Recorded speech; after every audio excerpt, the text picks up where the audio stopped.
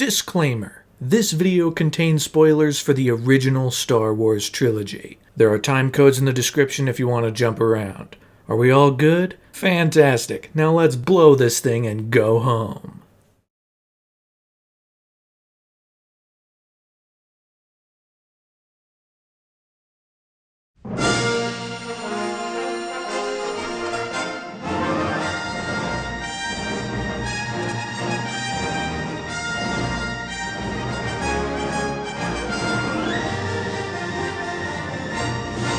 The year is 1973, and the world of Hollywood is actively changing.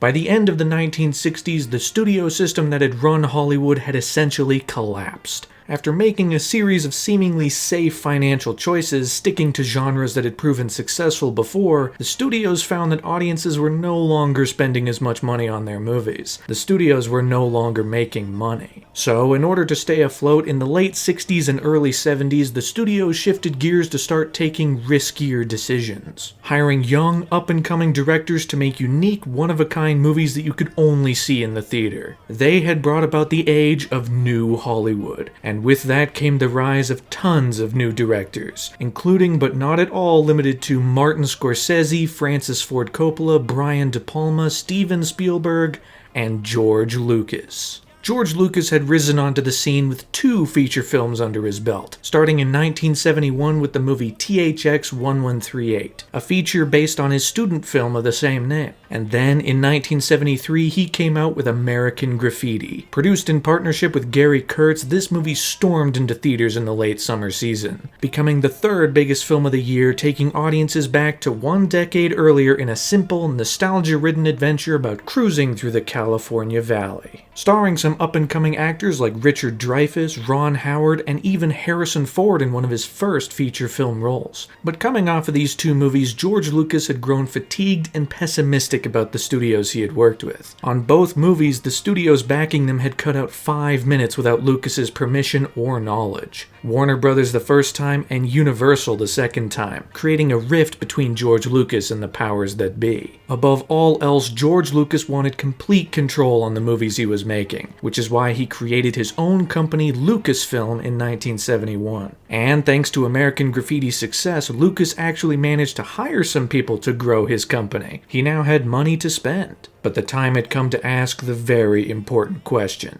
what movie would George Lucas make next? For the longest time, Lucas wanted to make his very own Flash Gordon movie, inspired by the serials he watched as a kid. But after much poking and prodding, he never managed to secure the rights. So instead, he would take it upon himself to create an all-new space opera fantasy movie, one that could become a serial in its own right.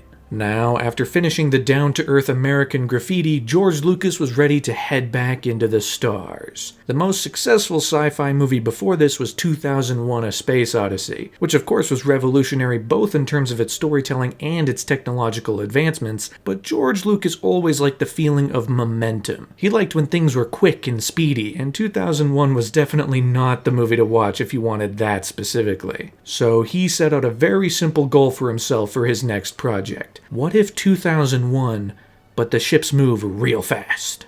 Lucas got to work, writing up his ideas into a quick 2-page document called The Journal of the Whills Part 1, which eventually ballooned into a 14-page treatment simply called The Star Wars. Drawing from plenty of influences, like his interest in Joseph Campbell's hero's journey structure, the ongoing real-life political climate with the war in Vietnam, and even taking inspiration from Akira Kurosawa's The Hidden Fortress, with a bit of Seven Samurai thrown in for good measure. Lucas had locked onto a few key ideas for a grand space adventure that combined plenty of existing influences to create something people had never seen before. And this treatment was presented to two major studios, Universal and United Artists, to see if they'd be interested in backing and producing. But in both cases, they had turned it down. They didn't believe in the idea and decided to let it go. This was the general belief of studios at the time. Whatever George Lucas was making was too weird, too expensive, not something worth believing in.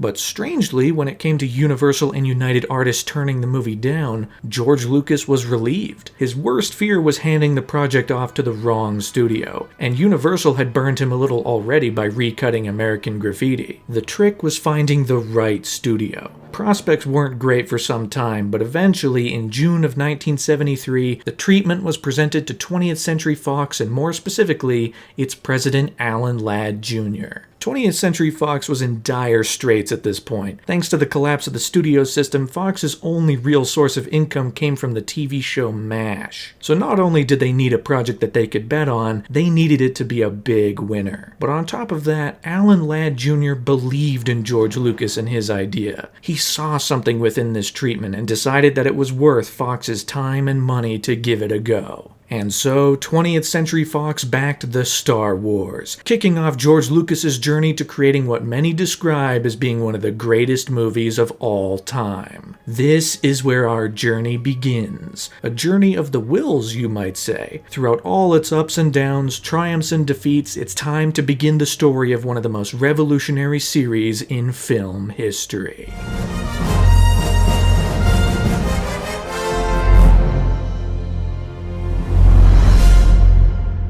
If you're enjoying the video so far, subscribe to the channel. It helps out a lot. Alright, we got a 1 in a million chance to get this done, so let's keep it moving.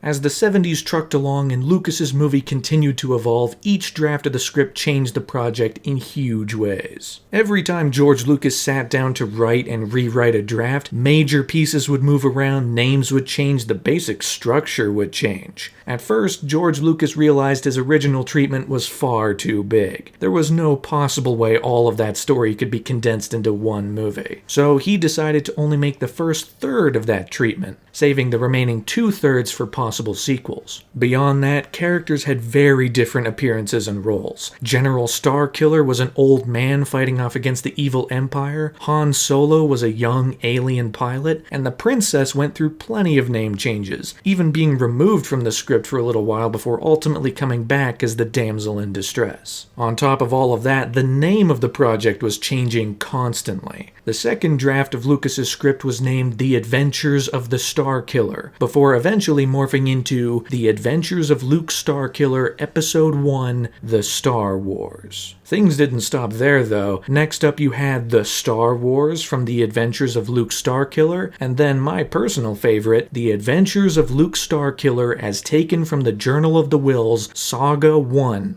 The Star Wars. I'd buy that on a t-shirt.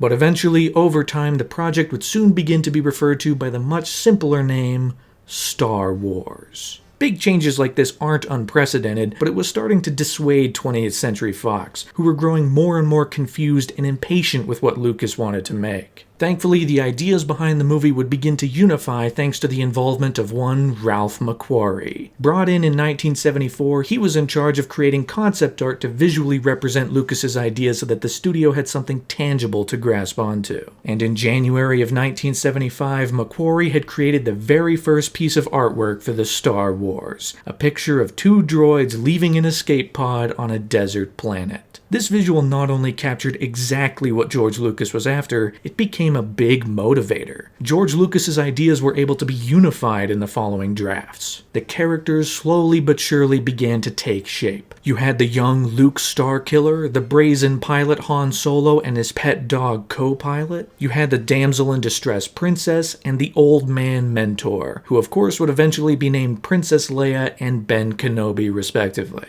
And they would all face off against the film's main villain, Darth Vader, who became the subject of another piece of Ralph McQuarrie artwork, a knight in full black armor and a gas mask to help him survive in space, a truly intimidating force to face off against our heroes. But even while the concept art was becoming developed and the script began to become simplified over time, there was one big question looming over Lucas's head. How were they actually going to create the visuals for this movie?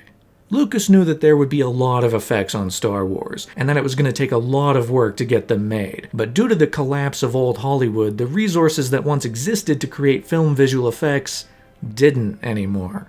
And any effects house that still existed weren't equipped for the breadth of effects Lucas wanted. The team of people Lucas was looking for simply did not exist. But there was an underground group of people who had loved movies their whole lives, who had been working in special effects for home movies and commercials that all knew each other and could be assembled as a brand new team for this space opera. And eventually they were all unified under the banner of Industrial Light and Magic, George Lucas's very own visual effects company. On June 1st, 1975, the team was assembled for the first time in an abandoned warehouse in Van Nuys, California, featuring a few key figures that would be instrumental to the ultimate look of Star Wars. John Dykstra was the special effects supervisor, bringing with him the idea to build essentially everything the crew would need to create these effects. Richard Edlund, Ken Ralston, and Dennis Murin would be part of the camera department, helping to build this new technology to capture the effects on film. Phil Tippett and John Berg were stop-motion animators and model makers. Lauren Peterson also worked in the modeling department. And Joe Johnston was an all-around talent, at first being brought in just for storyboards, but soon enough he'd have a hand in a lot of areas of the film's visual effects. He'd be one of the chief art designers, helping to finalize the designs for the X-Wings and TIE fighters, since at first the designs weren't up to par with what Lucas wanted. George Lucas gave a mandate that the Rebel ships were like hot rods, kitted out by their pilots to be faster than anything else out there, while the Imperial ships were right off the factory floor, making them completely uniform. And Joe Johnston was also instrumental in the design of Han Solo's ship, the Millennium Falcon. At first, the Millennium Falcon was going to look like this.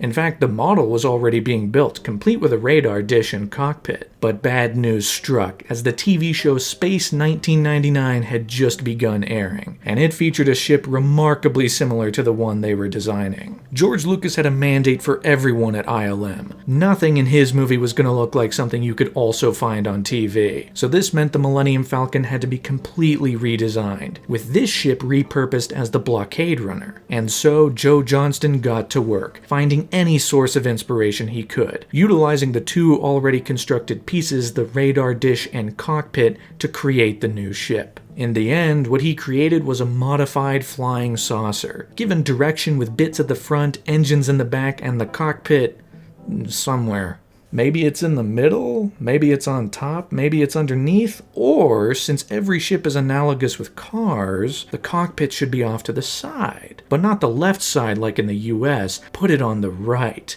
counterbalanced with the dish on the left. It was the most eccentric design Johnston had come up with, a European car of a spaceship, and as soon as it was presented to George Lucas, that was it. This right here was the Millennium Falcon. But before 1975 would come to a close, there was one other major part of the process that needed to get off the ground before the movie would film a single frame of footage: casting.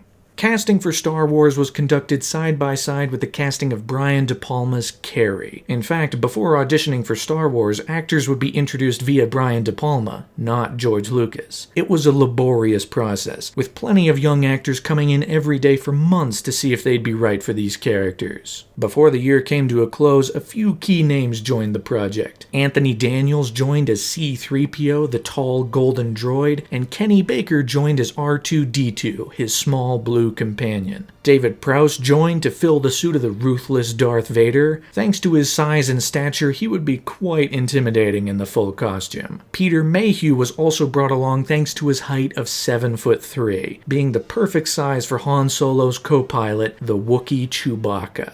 Then you had two very big names. The biggest names for the project, in fact. Peter Cushing joined as the Empire's Grand Moff Tarkin, one of the lead villains, and Sir Alec Guinness joined as the wise old mentor, Ben Kenobi. He at first wasn't sure if he would like to do a sci-fi movie, but he had previously been impressed by American Graffiti and decided that it was worth it to be working with one of Hollywood's breakthrough new directors. But then came the three lead characters, the central stars of the movie who wouldn't be played by big movie stars. When it came to the central roles, George Lucas wanted to find unknown actors. This of course made casting harder as it meant they needed to find these actors, but he wanted people with fresh faces to complete the main trio. And in the early months of 1976, the main trio was finally assembled. Mark Hamill was cast as the lead character Luke Starkiller, who, just before shooting began, was renamed to the slightly less harder-edged Luke Skywalker. Carrie Fisher joined as the feisty Princess Leia. While still the damsel in distress, she would not act at all like a damsel in distress, making the character snappy and fun. And finally, Han Solo would be played by Harrison Ford. Originally, since Harrison Ford had already been in American Graffiti, George Lucas didn't want him to also be in Star Wars. He didn't want anyone recognizable. But Harrison Ford was still brought in during the audition period, first as a carpenter, and then eventually to help the auditioning actors by playing the other characters in the scenes. And it was through that Lucas realized that Harrison Ford would be perfect for Han Solo, and made the deal official, completing this trio. And finally, with the cast nailed down, things finally geared up for the start of principal photography on March 22nd, 1976. On a budget of $8.2 million, this was by far the biggest movie George Lucas had made, being 8 times bigger than American Graffiti. And as the cameras finally got ready to photograph the first frames of film, Lucas immediately felt the stress, because production was a nightmare.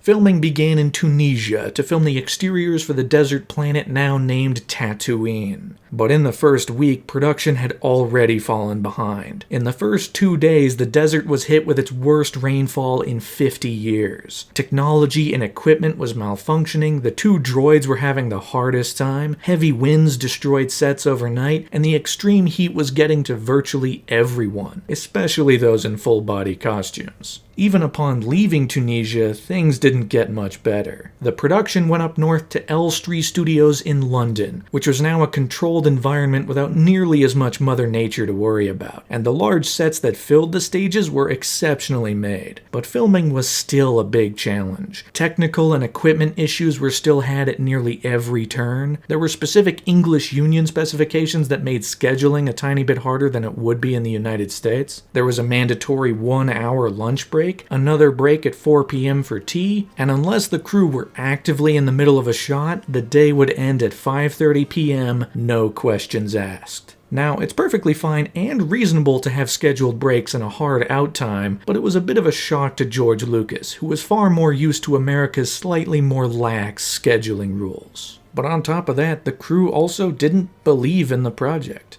No one did, really. It was all very, very weird. I mean, we got robots running around, our heroes are joined by a 7-foot-tall 2-legged dog, an old man is fighting a black knight with laser swords? Like, what is this? Even the cast wasn't fully on board, but they tried to make the filming experience as enjoyable as possible, constantly joking around with each other and especially making fun of George Lucas's most common directorial note, "Do it again, faster, more intense." But George Lucas himself was under a tremendous amount of pressure. This was a hugely budgeted movie for the time. It was also taking significantly longer than either of his 2 previous movies. American Graffiti was shot in just 28 days. Star Wars was going to take over 4 months. And by mid-June 1976, production was 5 weeks behind schedule. Delays and technical issues had put the crew back a significant amount. Not only that, but they were going over budget, increasing the cost of the movie from $8.2 million to $11 million. It was starting to get so bad that 20th Century Fox really began breathing down Lucas's neck. They eventually set a hard deadline for when filming would wrap, which forced the crew to split into several units to film everything they needed before the last day. And that last stretch of crunch led all the way to July 16, 1976, when principal photography on Star Wars had finally wrapped. The nightmare for George Lucas had come to an end. The issues and challenges faced during production were finally over. The film was wrapped and cameras were put away for the last time. Now, George Lucas could not only take a quick breath of fresh air, but he could shift his focus back to other parts of the movie. In fact, the very first thing he did upon returning to the United States was head to Van Nuys to see what ILM had been working on. The principal production might have gone horribly, but maybe the effects would blow him away. But upon returning to ILM, Lucas discovered something horrifying. The team had already spent $1 million of their $2 million effects budget, and they had only created 2 shots. A shot of the escape pod launching from the blockade runner, and a shot of a turret firing on the Death Star. The next day, George Lucas was hospitalized. Thanks to the stress, he was feeling intense chest pains. He even thought he might be having a heart attack. It thankfully was not a heart attack. Instead, it was hypertension and exhaustion that put him briefly out of commission. Had he gotten himself way in over his head? Was Star Wars too big a movie for anyone to accomplish? Regardless of the answers to those questions, things had to change in a big way. Towards the end of 1976, the film's editor John Jimson was fired, replaced briefly by Marcia Lucas, George's wife at the time. She would be instrumental in helping the edit of the movie, until she too would have to leave to work on Martin Scorsese's New York, New York. After which, Paul Hirsch and Richard Chew would take over, splicing the film together to create the best experience they could. But because of these big changes, one thing was crystal clear. The movie was not going to make its original Christmas 1976 release. It was not even going to get close. Which is why the release of the movie was delayed until May 1977, to be one of Fox's big summer hitters for the next year. And eventually, about a year before the planned release of the movie, marketing began to kick off, as 20th Century Fox began to get the word out on this wild and new space opera hitting movie theaters in just under 12 months, which all kicked off with the very first trailer. 20th Century Fox and George Lucas, the man who brought you American Graffiti, now bring you an adventure unlike anything on your planet.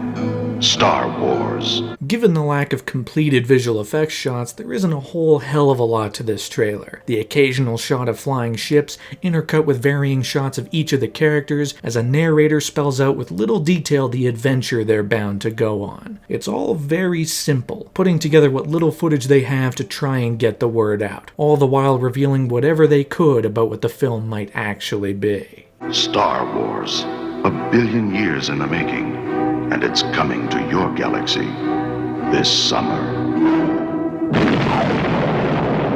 This trailer was also eventually joined by the initial teaser poster, which also read, "Coming to your galaxy this summer." It's less of an advertisement and more of a statement, really. Star Wars, this anomalous thing, is on its way in 1977.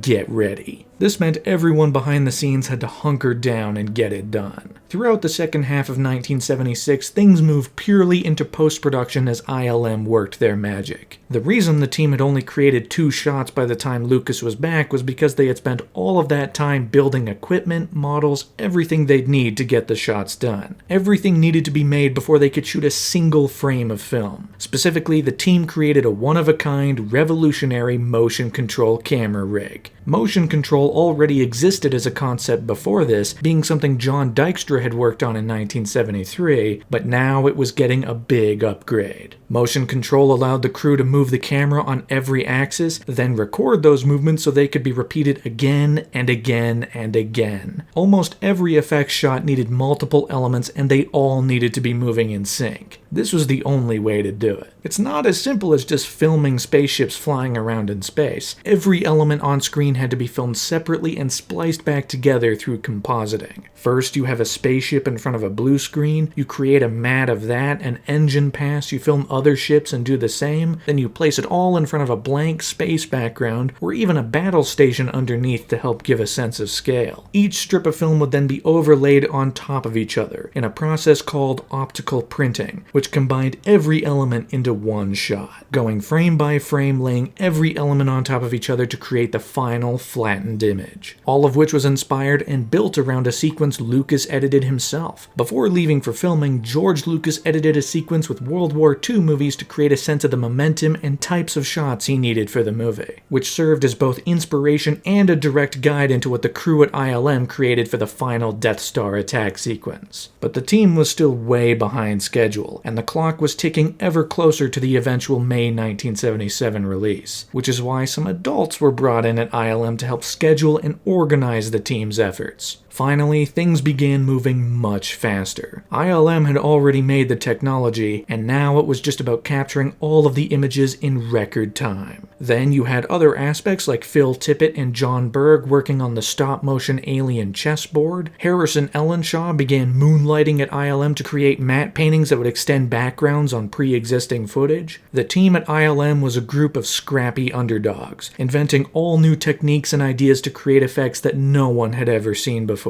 But that didn't mean things were suddenly smooth sailing for Star Wars, because troubles once again came around in the early months of 1977. For one thing, in January, Mark Hamill was unfortunately injured in a car accident, and though it was alleged that he required facial reconstruction surgery, that was dispelled by the actor himself after all was said and done. But it was a big deal at the time, and certainly a scare for the team. Later, by mid-February, an early cut of Star Wars was screened for a whole host of people, including some executives at 20th Century Fox, as well as George Lucas's filmmaker friends Brian De Palma and Steven Spielberg, among others. The movie was definitely unfinished, with incomplete visual effects and no music, so it wasn't a huge shock to discover that plenty of people at the screening absolutely hated it. Except Spielberg, and the execs at Fox, surprisingly, who all saw that once the effects and music were in place, things might really click together. But Brian De Palma especially took issue with the movie's opening crawl. George Lucas had wanted to put an opening crawl at the start of the movie as an homage to the Flash Gordon serials of his childhood, but the crawl at this stage was allegedly 6 paragraphs long, featuring information that was not at all relevant to the movie to follow, let alone the first scene. So Brian De Palma worked with Jay Cox to help George Lucas construct a whole new crawl to simplify everything into exactly what it needed to be. And eventually it was given visual life by Dan Perry, who designed how the crawl was going to look on screen, specifically taking inspiration from the opening credits of Union Pacific from 1939, which saw the text fly away from the audience along the train tracks into the distance. Translate it to outer space and you have words flying through the empty vacuum disappearing into the black void above. That was then combined with a finalized logo design. The initial design was by Tom Young, with big bold letters tilting away from the audience. But eventually Susie Rice came in with the final title design that would ultimately feature in the opening crawl, a yellow outline around a more wavy typeface, which would fly away from the audience before the crawl would swoop up from below. But having an opening crawl at the start of the movie was going to break a very big tradition in Hollywood. It had been made a rule before this by the unions that every movie has to open with credits. The opening of every movie has to say who stars in it, who produced it, and who directed it. All of that needed to be covered before the true start of the movie. But in order to maintain and create a sense of momentum from frame one, Star Wars was going to hold all of that information until the very end. Only after seeing the adventure would you find out who made it. This caused a little bit of a stir between George Lucas and the Directors Guild of America, but they managed to work out a compromise. Considering opening credit sequences ended with the director's name, the closing credits on Star Wars would have to start with the director's name and go through the same credits in reverse order, which meant the movie would definitively start with the opening crawl to get audiences right into the action as soon as possible. But the crawl is nothing without the music.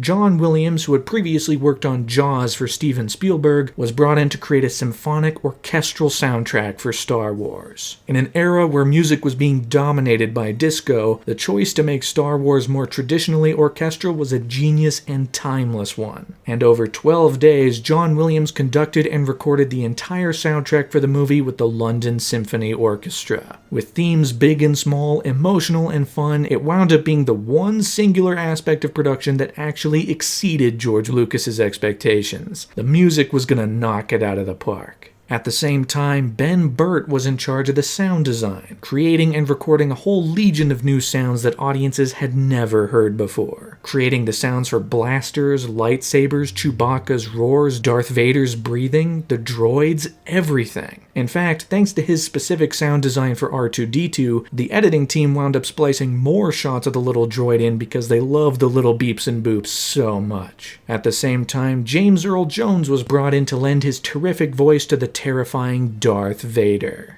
Across one 2.5-hour session, he recorded every line for the tyrannical villain, giving him this sense of menace and intimidation. Unfortunately, David Prowse, who of course played Vader on set, believed that his voice would be used in the final version of the movie, and was ultimately a bit shocked and a little swindled that it wasn't. There's a completely different story for C-3PO, however, who was originally intended to be voiced by someone other than Anthony Daniels. But Anthony Daniels had been on set as C-3PO every day, bringing with him a fun butler-type character, something that every other actor was responding to positively. So, despite Lucas's original insistence that C-3PO would get a new voice, Anthony Daniels was ultimately the only choice for the character. His voice was kept in, becoming the definitive sound for the Golden Droid. And then, of course, editing was still continuing into the year, as Paul Hirsch and Richard Chew continued to slim down and recut sequences over and over again, using rudimentary linear film editing technology to splice the film strips together, utilizing the newly created shots by ILM at every moment they could. Their editing style was slightly different from that of old Hollywood. Instead of splicing things together purely for continuity and using the pace on set to motivate each cut, they'd instead use each cut to motivate the momentum on set. The edit bay is where the film ultimately comes together, with the pace dictated and decided by how long shots last, how fast they're cut together, and in what order. Instead of a more analytical approach, it was all based on the feeling and energy that they could create. All the while, they worked diligently to make sure only the most essential scenes were in place, removing the fluff, organizing every moment into the most exciting and thrilling sequence of events possible. And as the clock ticked closer and closer to the eventual premiere date for Star Wars, ILM continued to create astonishing visual effects, with additional pickup shots like the miniature sand crawler on Tatooine, new creatures within the Mos Eisley Cantina, and of course the climactic Death Star attack sequence. The crowning achievement of the entire movie, something significantly more intricate than anything visual effects had created before. ILM was using state-of-the-art technology to create some of the most astonishing visuals that had ever been put to screen, complete with huge models, plenty of composite shots, and tons of explosions. And before Star Wars would eventually hit theaters, the marketing efforts began to take off. Firstly, you had the posters, with this one initially designed by the brothers Hildebrand before being modified and painted by Tom Young to create the final poster eventually sent out to theaters. And shortly after, another poster was released, this time designed by Tom Chantrell, featuring the main characters front and center like never before. Then, in the spring months, 2 more trailers were released to get the word out to audiences. On one hand, you had a 60-second teaser, and on the other was a full 2.5-minute trailer, showing off more of the visual effects, introducing the central characters and the actors that had played them, and featuring the ambitious tagline, 20th Century Fox presents the most extraordinary motion picture of all time. The question was it true? Unfortunately, a lot of people behind the movie weren't sure if anyone was going to see it. Less than 40 theaters across the country agreed to screen it. They thought it would be a huge waste of time and resources to screen this weird space movie. Fox did manage to strong-arm some theaters into showing Star Wars, using the more anticipated release The Other Side of Midnight, saying that if theaters didn't show Star Wars, they also couldn't show The Other Side of Midnight. You want one, you gotta have the other. But despite the very limited release of the movie, there were some who did believe in it. The marketing efforts attracted those already well-versed in science fiction, with efforts made at Comic-Con. A novelization of the movie was even released months before the theatrical debut, with further books being sent out to detail certain aspects of the movie before its release. George Lucas partnered with Kenner to create a line of toys that would center around every character in the movie, something relatively unheard of. Movies didn't get tie-in toy lines, but George Lucas believed that it was a worthwhile venture. And after ILM completed their last effects shot and wrapped production, some members of the team took out stock in 20th Century Fox, preparing for a potential boom after this movie's release. The tide was slowly changing, until eventually the time had come. It was now May of 1977, and the release of Star Wars was right around the corner. Because of the small sample size of theaters, there weren't many who got the chance to see the movie for themselves. But some people definitely did, and word of mouth began to spread. What began as a small inkling of people soon grew to become a small army of people, which soon grew to become a big army of people. Word of the movie began to spread like wildfire. Over time, people began to line up in droves at the nearest theater they could to see Star Wars with their own eyes. Because of that, more and more theaters began to open up showings, and Star Wars began to take over the country. The question ultimately became,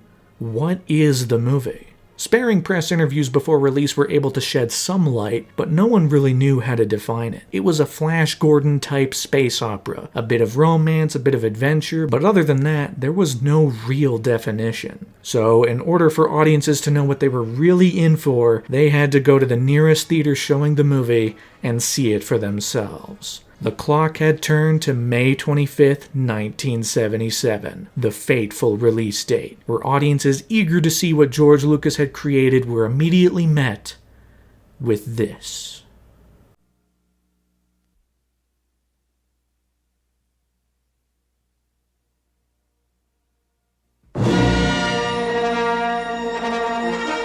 With a single blaring orchestral note, you're immediately transported to a whole nother world. The words Star Wars fly away into the black void before the opening crawl rises from beneath the frame. But it's not just the visuals and music that make the crawl work, although they certainly do help. It's the fact that the crawl is very, very simple. The typeface is quite big, there aren't a lot of words, it's really just 3 major ideas split into 3 paragraphs. The first establishes that the galaxy is at war. The rebels are fighting off against the evil galactic empire. Great, now we know a little bit about the status quo. The second paragraph establishes the last big event, which is that the rebels have stolen the plans for the Empire's greatest weapon, the Death Star. Awesome, we know there's a device that can destroy planets, we know it's scary, and now we know that the rebels have stolen the plans for it. And finally, the third paragraph gets us geared up for what we're about to see. The plans are on the move, with Princess Leia trying desperately to get them back to the rebel base. This crawl gives you everything you need to know. It establishes the world, it establishes some details, and then lets you know what is happening right this very moment just before we actually see it. But if that clarity wasn't enough for you to truly understand the current state of the universe, look no further than the opening shot. The blockade runner flying over a desert planet soon to be dwarfed by a massive Imperial Star Destroyer. Not only was this visual something audiences had never seen before, with the scale of the Star Destroyer immediately overwhelming them, the concept behind the shot is genius. It immediately gets across the status of the galaxy. The rebels are this tiny little band being chased around by the enormous and oppressive Empire.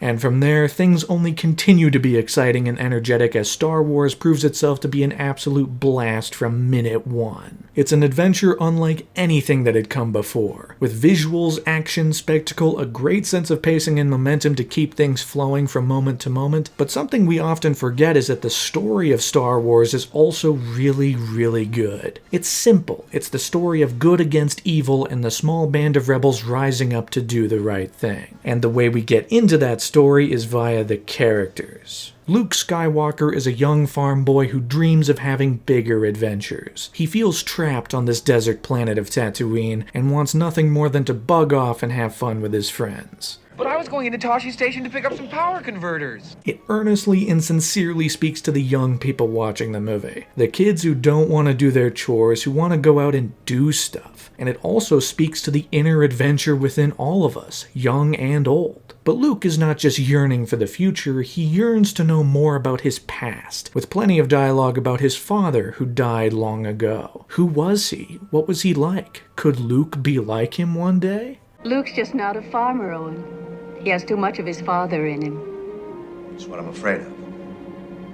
Which all coalesces into this moment. Luke wordlessly looking out towards the binary sunset. Not only is it a fantastic visual with incredible music to back it up, but it plainly captures that longing for something more, something greater. Unfortunately, Luke's being held down by his aunt and uncle, farmers who need to keep him around for another season, another year here on Tatooine. But what's great about these two characters, even in their limited screen time, is that they're not malicious. They're not the big evil powers that be trying to make sure Luke goes nowhere. Instead, the movie takes a very quick moment to do this. Oh, and he can't stay here forever. Most of his friends have gone. It means so much to him. I'll make it up to him next year. I promise.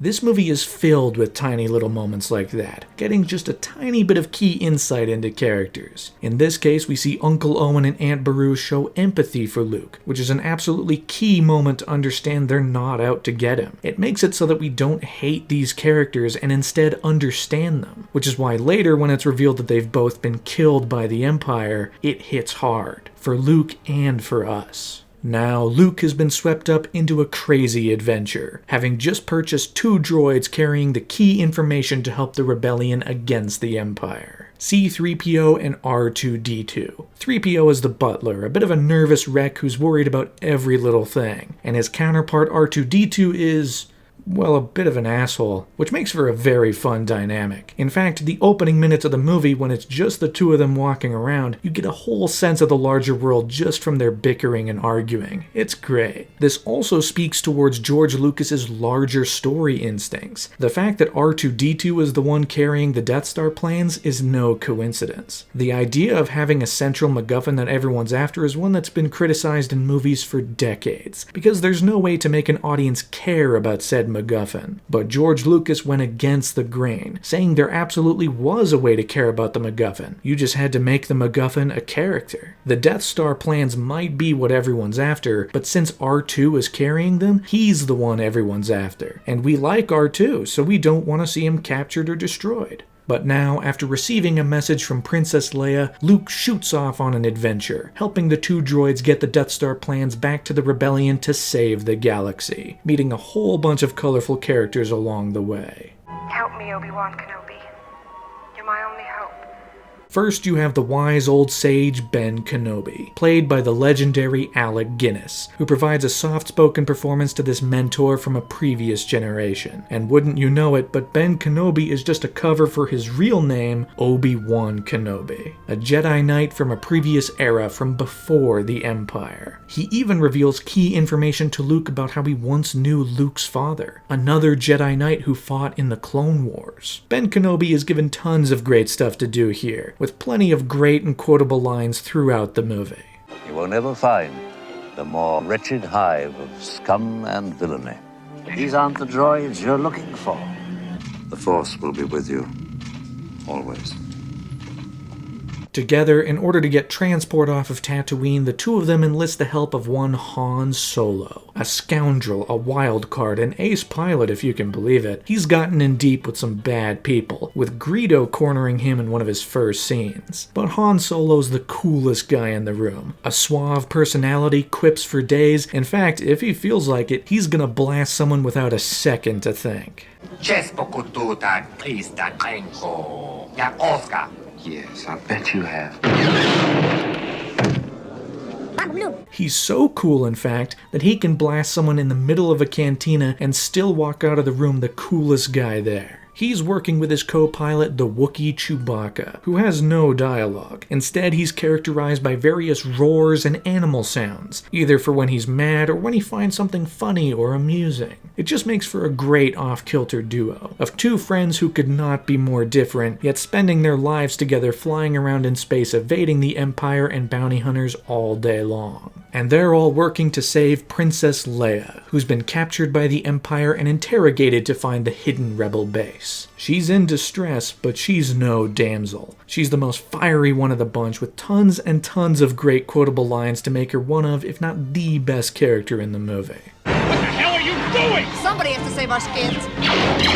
Will somebody get this big walking carpet out of my way? You're nothing. You're braver than I thought. Nice, come on.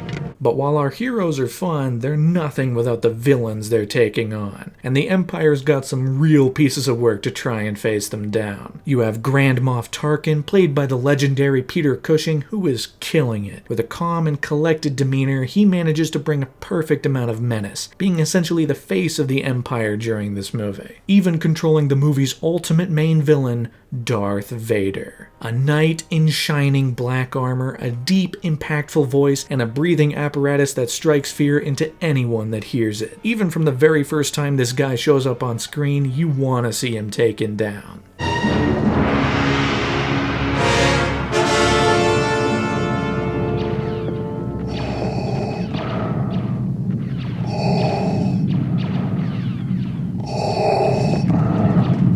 But there's also a key connection between him and our heroes, because it's revealed that he was once Obi-Wan's pupil, his apprentice, before ultimately he fell to the dark side, betrayed Obi-Wan, and killed Luke's father. This gives both Ben Kenobi and Luke a reason to hate Vader, and it also gives us an emotional pull so that we also want to see this guy taken down. But let's not get it twisted. Vader might be a bad guy, but he's just as quotable as the rest of them. It's not just our plucky heroes that get fun things to say, the villains get their time to shine with the dialogue as well.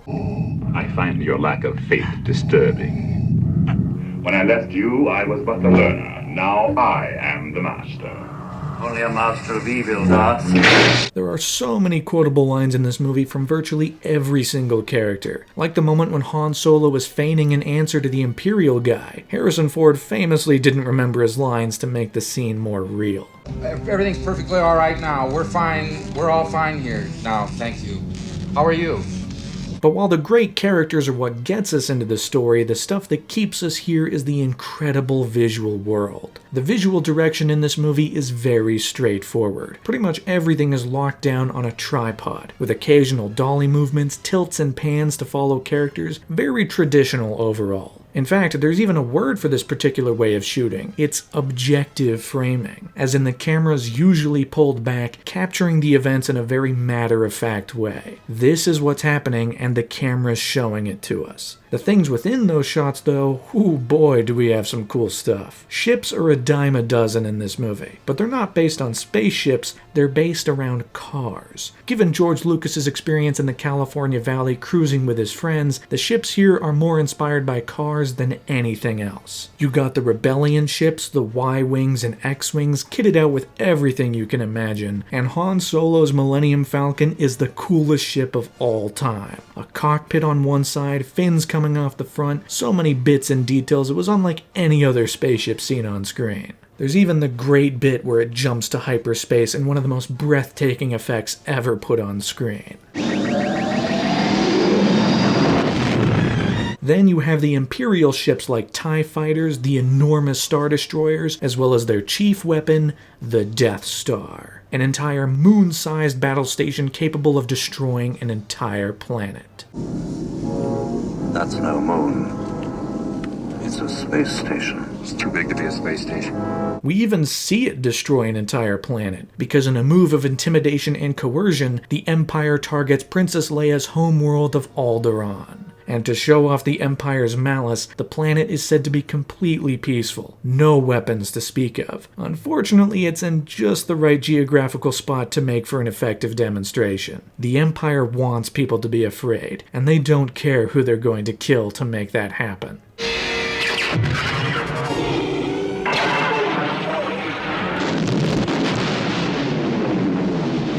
Then you have creatures, and they're all over this movie. From big four-legged beasts in the distance to the Jawas who capture the droids at the start, to even every single little character in Mos Eisley. I mean, every single shot is jam-packed with tons and tons of little guys with crazy designs. It's awesome. I mean, just look at the Cantina Band.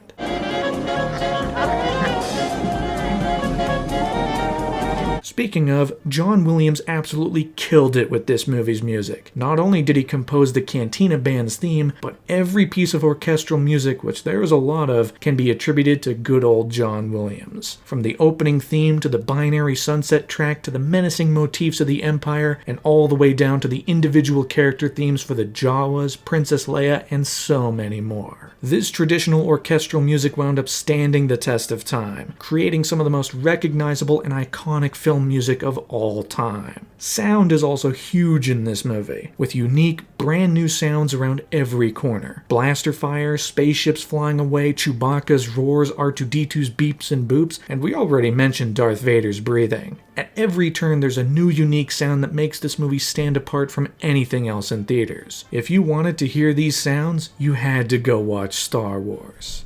Perhaps the most iconic sound, however, was for the lightsabers. Star Wars' premier weapon. A sword made of pure light that can cut through virtually anything. The sound of its activation, combined with the whirring buzz it continues with after, there was nothing like it. There was also nothing like the Force, an energy field utilized by the Jedi to do a ton of incredible things. You can trick the weak-minded, you can choke your enemies. I mean, if there was one thing audiences wanted to have after this movie wrapped up, it was probably the Force. Which brings us to the chief aspect of why this movie is so much fun, the action sequences. Can't have an adventure without action and danger, and there are plenty of sequences here, all of different varying types. I mean, you have our heroes running around the Death Star blasting away stormtroopers. I have a very bad feeling about this. There's even a bit where they're trapped inside of a trash compactor and have to escape. I got a bad feeling about this. Then you have the heavy hitters, like the climactic duel between Darth Vader and Ben Kenobi. Using their lightsabers, they clash within the Death Star, reuniting after who knows how many years. The sequence might look cheesy, but it carries a lot of weight and a lot of power behind it, seeing these former friends reunite as bitter rivals. The effect on the lightsaber is also really cool as well. For this movie, they strapped poles onto the lightsaber handles wrapped with reflective material that would spin, creating a bright glow. Then, in post, artists would add to that glow by giving it color, making the lightsabers really pop during the sequence.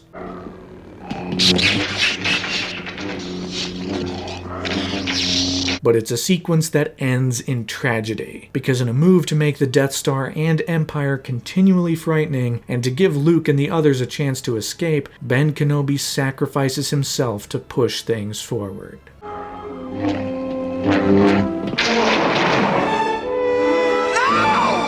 But as emotionally wrought as that sequence is, it leads us right into the next heavy-hitting action scene, the escape. Now, with the Millennium Falcon able to blast away from the Death Star, TIE fighters intercept, leaving Luke and Han to man the Falcon's turrets and take the fighters down. There are quick cuts, fast-moving ships, incredibly exciting music by John Williams punching up every moment. I mean, it's just one of the most exciting sequences in the movie. Ships flying left and right, blaster fire going off, and plenty of great comedic moments. Don't worry. She'll hold together. Give me, baby, hold together. But even that was only a prelude for the ultimate final action set piece, the attack on the Death Star. With the plans and Princess Leia successfully returned to the rebellion, they are able to create a plan to destroy the Death Star once and for all. To blast a proton torpedo into an exhaust port leading directly to the core to destroy the entire system in one big bang. Unfortunately, not everyone's going to be taking part in the attack. Since Han Solo got his reward for returning the princess, he's decided to head out. He's done his part, and now he's going to go back to doing what he was doing before, paying off the debts that he's built up, much to the chagrin of pretty much everyone else. What are you looking at? I know what I'm doing. But Luke still flies off, piloting an X-Wing with plenty of other rebels as they launch forth to face off against the Death Star. And once again, the technical filmmaking on display is in a world of its own. Composite shots left and right, ships flying around every corner, momentum and speed unlike anything audiences had seen before. Blaster fire, explosions, tons of ships, there was nothing like it on screen. Not to mention the fact that the actual setup for the sequence is fantastic. The rebels have their plan to fire a torpedo into the Death Star's exhaust port, but they're on a ticking clock. The Empire has found the hidden rebel base, and the Death Star is slowly moving into position to destroy it, meaning the rebels attacking only have a finite amount of time to destroy the Death Star and save the rebellion. And it's not going to be easy. The first run with Y-Wings fails before they even get to the exhaust port, with Darth Vader and 2 other TIE fighters knocking them out of the sky. The second run, however, does make it to the exhaust port, but the blasts don't go in, leaving it all up to Luke to clutch the whole thing in one final run. The pressure is on, the clock is ticking down more and more, TIE fighters are bearing down on Luke, even R2 is damaged. Everything is piling up against Luke, it's him against the world. Until 2 very specific things happen to change the course of the story.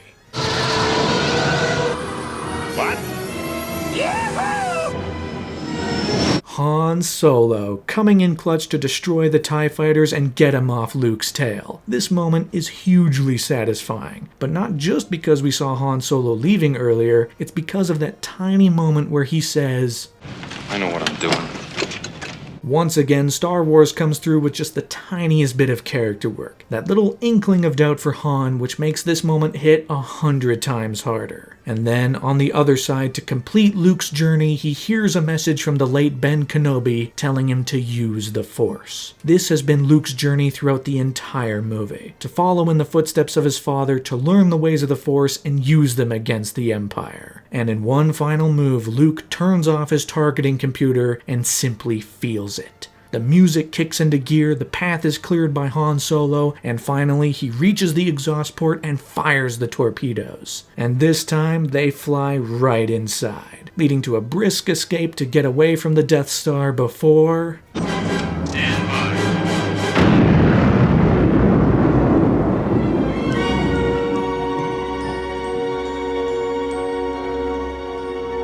Talk about satisfying explosions. After 2 hours and a huge 15-minute sequence, the Death Star has finally been destroyed. Darth Vader has been flung out into space, humiliated by the defeat, and now Luke and Han are to be rewarded for their heroism as they don medals in the final scene. C-3PO and R2-D2 have been shined up, the rebellion is able to survive, and the music by John Williams brings us to the end of this story with a satisfying and heroic piece of music. And finally, an iris wipe takes us home as Star Wars comes to an end.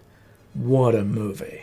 From the first minute to the last, Star Wars is an adventure moving at a breakneck pace to push us from one sequence to the next, one character to the next, one world to the next. And audiences couldn't get enough of it, wanting to engage with the adventure of Luke Skywalker over and over again. And thanks to the initial buzz, movie theaters across the country began to open up more and more showings. It was a quickly gradual incline as more places were able to show the movie across North America. In August of 1977, a huge event was even held at Mann's Chinese Theater in Hollywood, with a huge crowd turning out to not only see the movie, but see C-3PO, R2-D2, and Darth Vader place their footprints into cement to be preserved for the rest of history. And critical reviews were absolutely stellar, with critics and audiences both coming out of the movie in utter disbelief and elation. It was like there were no words to really describe what they had seen. They had been taken into a far-off adventure and they were completely swept off their feet. There was no other way to describe it than they had just seen a magic trick. And thanks to the fact that the movie was going to be in theaters for a long time, people were able to go back and see it again and again and again. Which is why, across its initial run, Star Wars made $220 million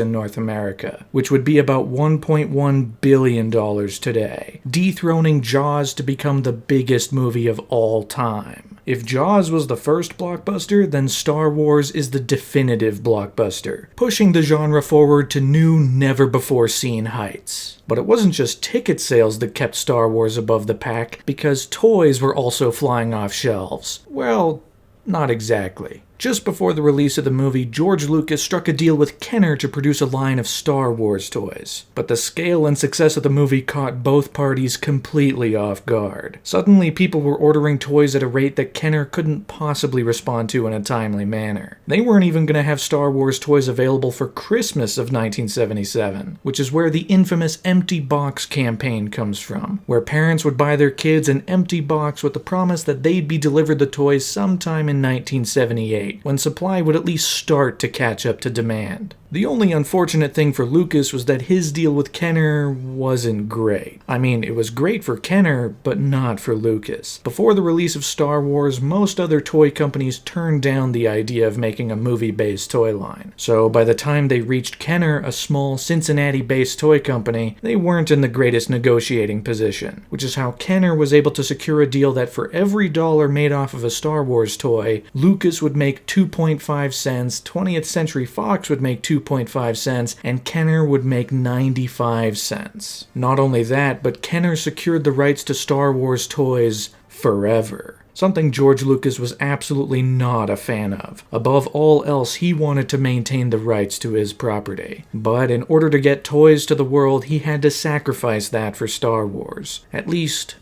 for now.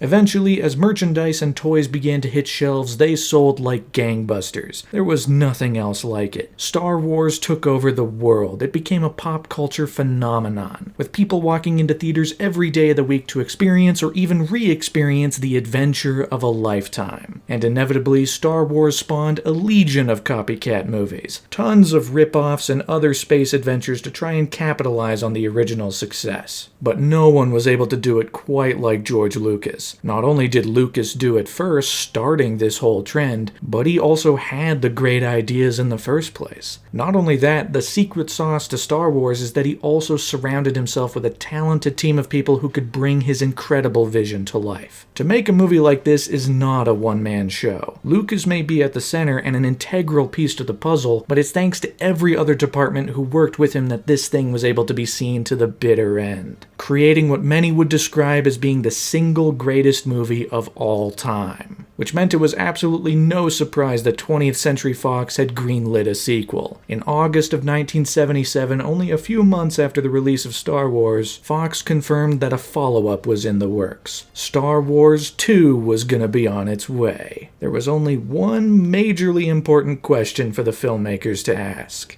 How on earth do you live up to Star Wars?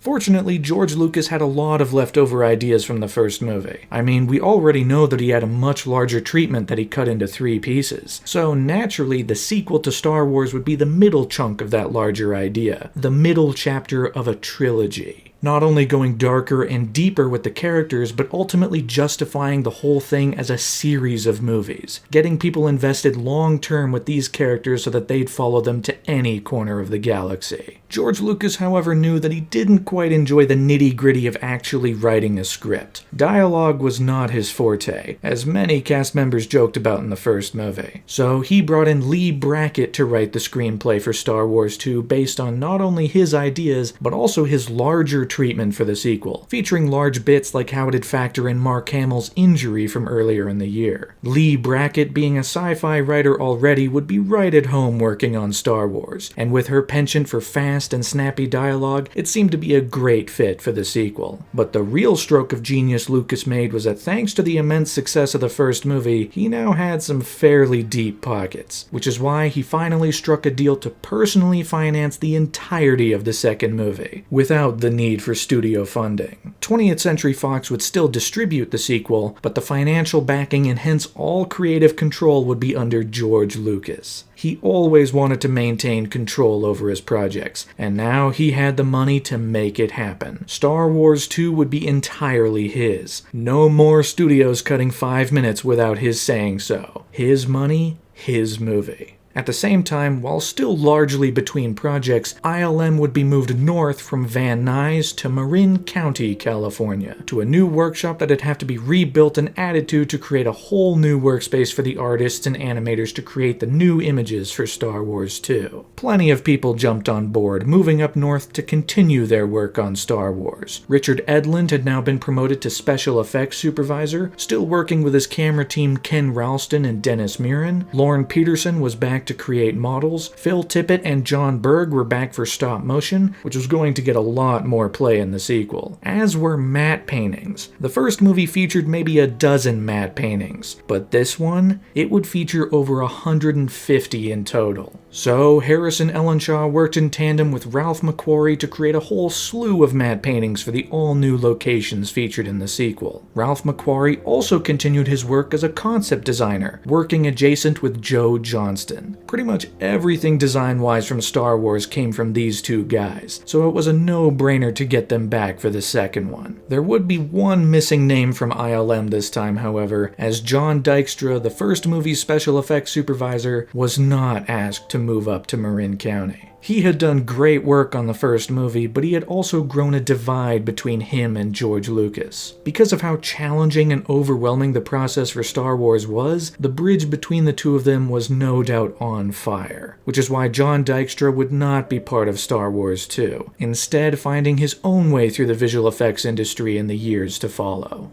Now, with the sequel starting to get underway, there was one big question George Lucas had to answer. Who would direct?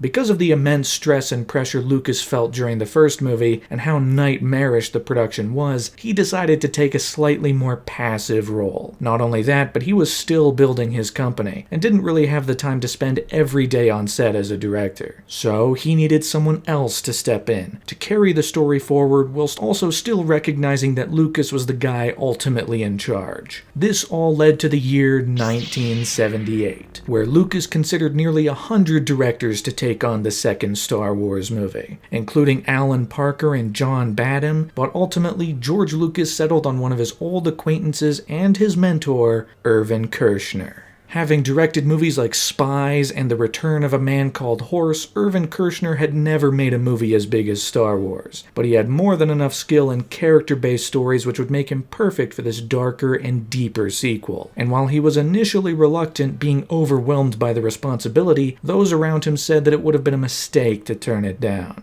And so Irvin Kershner signed on, becoming the director for Star Wars 2, which had now completed the first draft of its script. On February 23, 1978, Lee Brackett had completed the first draft of Star Wars 2. However, only a month later, on March 23rd, she would unfortunately pass away due to cancer. George Lucas was aware of this, ultimately paying her $50,000 for her work before she started. But it's still an unfortunate tragedy, and it left George Lucas as the sole writer for the second Star Wars movie. As mentioned, this wasn't exactly the position he wanted to be in, but it did get his creative juices flowing, as he not only continued to develop ideas for the sequel, but he also decided to jump beyond. In fact, he jumped much farther beyond. These Star Wars movies would be the first of many, as George Lucas developed plans for a grand total of 12 movies that'd stretch over decades. Several trilogies chronicling the stories of these characters in one enormous saga, all leading to the year 2001, which is when he suspected the 12th movie would finally be completed.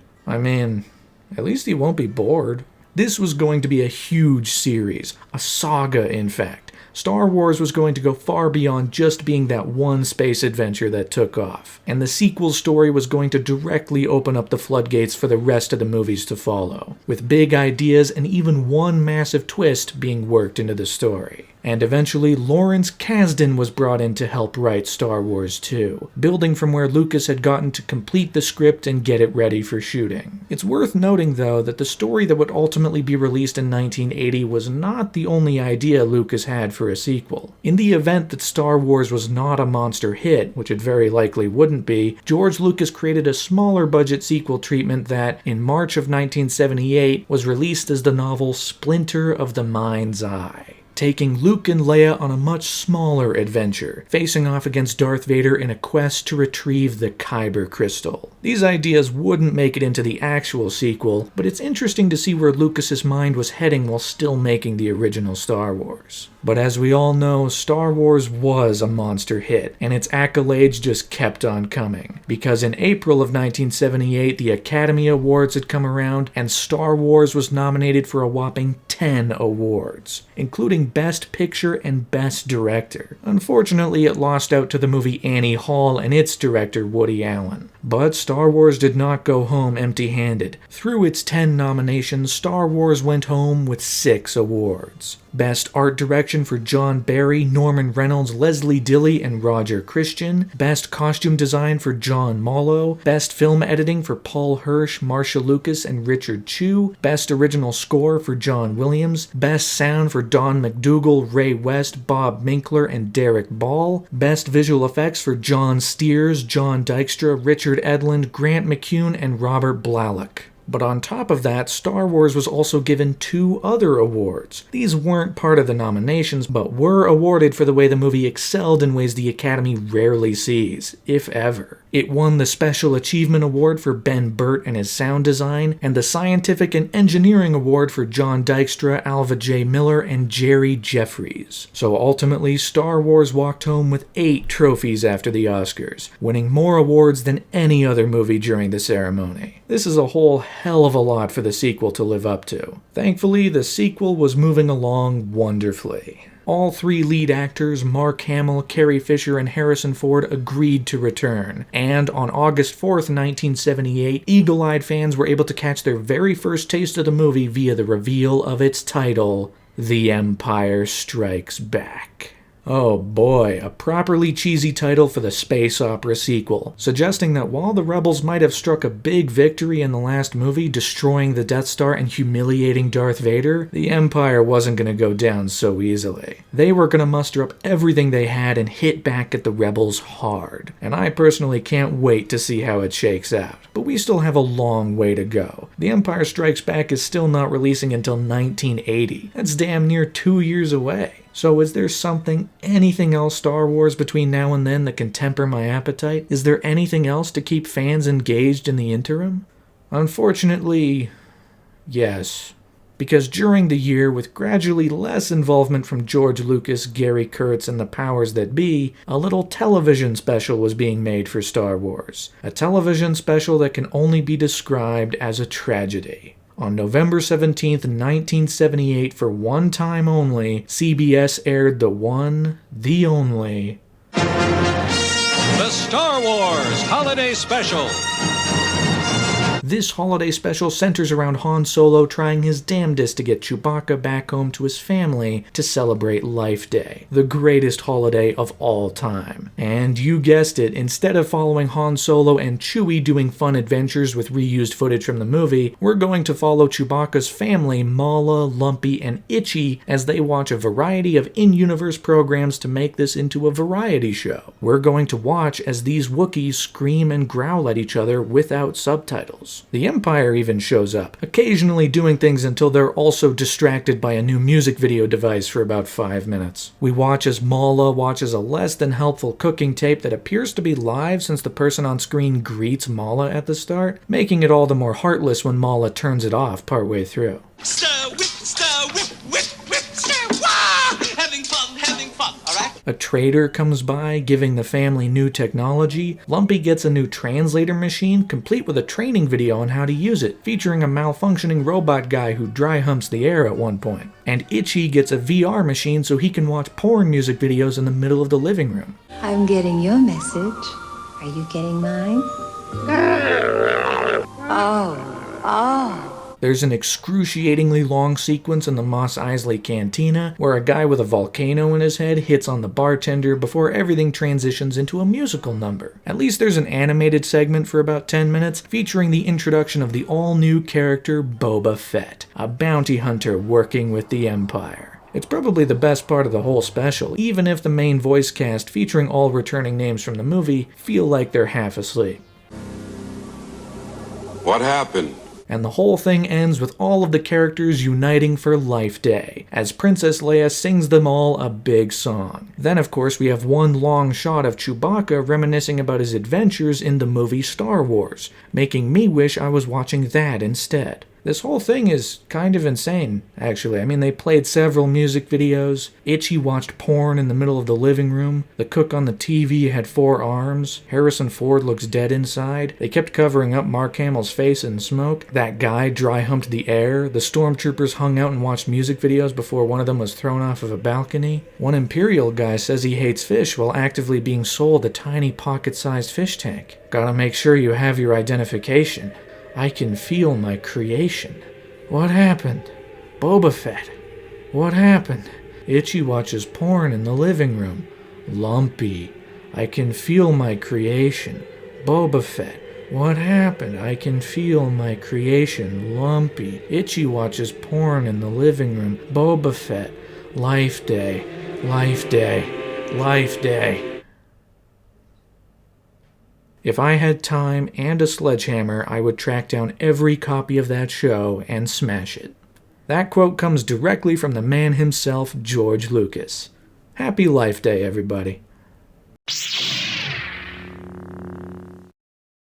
As 1979 got underway and everyone was hit with a collective spritz of amnesia, the time had come to get the machine rolling on The Empire Strikes Back. With a starting budget of $25 million, this movie was going to cost more than double the amount the original did. But that was all in service of making it the greatest movie it could possibly be. All bets were off and the pressure was on. It was time to make the sequel to the most successful movie of all time. All of which led to March 5th, 1979, where cameras began rolling for the first time as principal photography began atop a glacier in Norway. And like the filming in Tunisia for the first movie, the environment did not cooperate with the filmmakers. It was incredibly cold, it was windy, it was also the coldest it had been in the region in 50 years, with one of the worst snowstorms the area's ever seen. Some of the actors would later describe it as feeling so cold it was almost burning. It's almost like they did the exact opposite of the original movie, yet got the same result. Thankfully, production wasn't going to spend too much time outside, as on March 13th, the crew moved to Elstree Studios in London for the rest of the shoot, where they'd film across a grand total of 64 sets, far more than were used for the first movie. The original cast would reunite for a number of sequences, but they were also joined by a bevy of new faces to fill out this sequel's story. For one thing, given that Grand Moff Tarkin wasn't going to be around this time, because he blew up,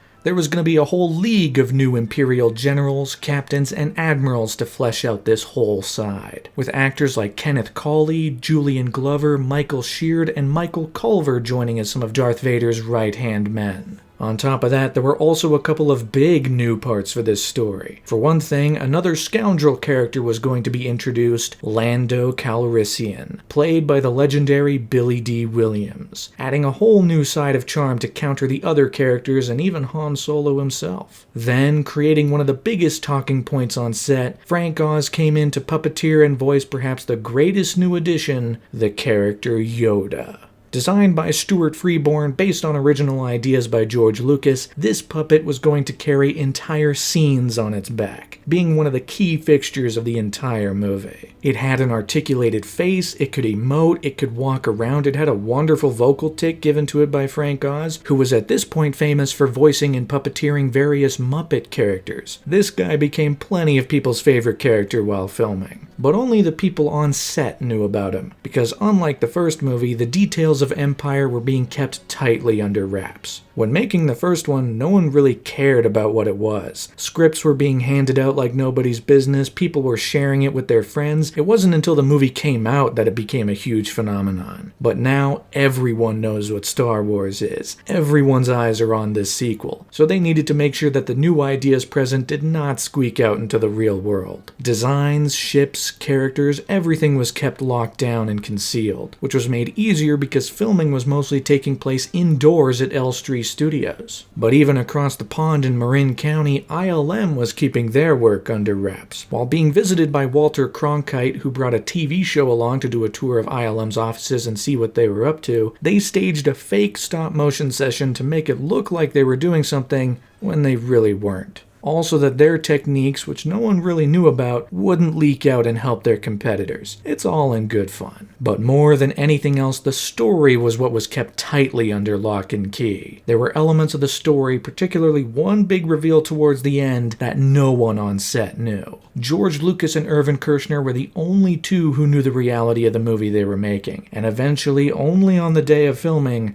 Mark Hamill was let into the secret. Everyone else, however, was living off of a lie, a fake reveal about Luke's father, that Obi-Wan killed him, to stave them off and protect the movie's real secrets. And while no image has been found, that fake reveal did manage to squeak out onto some tabloid magazines. So, secret preserved, the fake twist was working. But while the production was very controlled and ultimately going along much smoother than the original movie, things still weren't flawless. The shoot was running long and it was running over budget. Originally, the production for Empire was scheduled for 100 days, but as things continued, that number ballooned to around 175 days. in part because scenes needed to be reshot down the line, and days were added to help pick up the slack. And because of that, the movie was also going over budget by about $10 million.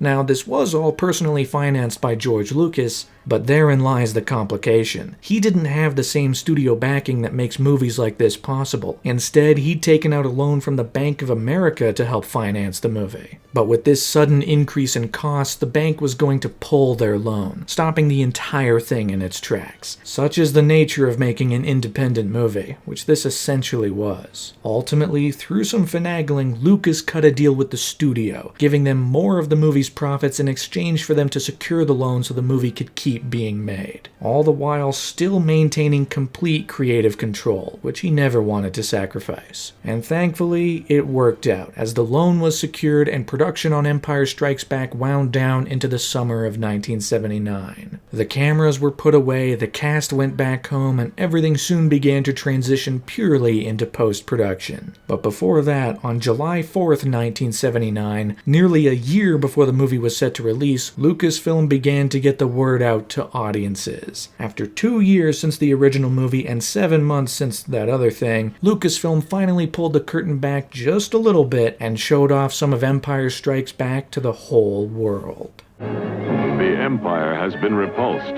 but this one defeat will increase its determination to crush the rebellion once and for all. Talk about a teaser. This doesn't even show any real footage from the second movie. Instead, it features almost exclusively Ralph McQuarrie artwork, revealing new locations, glimpses at certain sequences, all before finally opening up with static live-action shots of the principal characters, and even revealing for the first time Billy D. Williams as Lando Calrissian. You gotta wonder if people seeing this in 1979 initially thought that Empire would be an animated movie. I mean, that wouldn't have been a bad thing, especially with how great Ralph McQuarrie's artwork was, but it wouldn't have been the same as the original. Thankfully, the live-action shots at the end confirmed the movie would still be live-action, and the visuals that helped the original movie take off would still be paramount. And as the rest of 1979 continued, the people at Industrial Light and Magic continued their work to make The Empire Strikes Back bigger and better than its predecessor. The scale and scope of this second movie was significantly bigger. Everything was far more intricate. Stop motion was a central focus this time. While it did feature in some key sequences in the first movie, it was going to be all over the sequel, with one of the biggest action set pieces of the movie built entirely around Phil Tippett and John Berg's stop motion prowess. Compositing also got a huge upgrade for The Empire Strikes Back. While the first movie certainly saw several layers of ships laid on top of each other for those exciting shots, Empire was going to feature so many more layers. Ships on ships, ships on planets, ships against matte paintings, ships against background plates, some of which was even in broad daylight on the snowy planet of Hoth. The first movie's visual effects were almost exclusively set in space, with ships flying in front of a black, starry void. In that case, they could often get away with having matte lines surrounding the ships since no one would ever see them. But now, with light gray ships flying over a bright white surface, matte lines were going to be more visible than ever. So the process of optical printing got a huge upgrade, with a machine purpose-built to combine every layer of film, flattening them together to create the impressive shots that no one had ever seen before. It was a huge advancement in compositing. It allowed the team to get rid of the dreaded matte lines, and it allowed the visuals of Empire to take on a life of their own. And then you had perhaps the most intricate sequence soaring through an asteroid field, with so many layers of film layered on top of each other, with multiple ships flying around, asteroids big and small at different distances. It was a huge undertaking, creating every rock that'd fly by the camera. Famously though, in order to save as much money as possible, some of the asteroids that were farther away were actually just potatoes. Gotta love shooting for the cheapest option. It's how this stuff gets done. Ultimately, the work being done at ILM for Empire was leagues beyond where it was in the first movie, with every single sequence providing new challenges and a different set of problem-solving skills to get them done. And thankfully, all this hard work would soon be seen by the audience at large, because in the fall of 1979, Lucasfilm really began to get the word out for The Empire Strikes Back. For one thing, they released this advanced poster, shipping it out to theaters, which was also joined by yet another teaser trailer, all to get attentive audiences more excited than ever for this return to Star Wars. Luke Skywalker and Han Solo rescued the princess, destroyed the Death Star, but their story didn't end there. Narrated by the one and only Harrison Ford, this trailer features the best looks yet at new live-action footage for The Empire Strikes Back, revealing plenty of action sequences and tiny glimpses at the all-new visual effects by ILM. Empire promised to be bigger and better than the first, following our characters on a far more daring adventure than we've seen before. Teasing the new and returning characters, some of the new storylines, the continuing romance that was only budding in the first movie, and ultimately how the whole thing is going to change our heroes in monumental ways. Now there's only a few months left until Empire hits theaters to knock our socks off. A big, new, sprawling space adventure in the Star Wars saga, The Empire Strikes Back.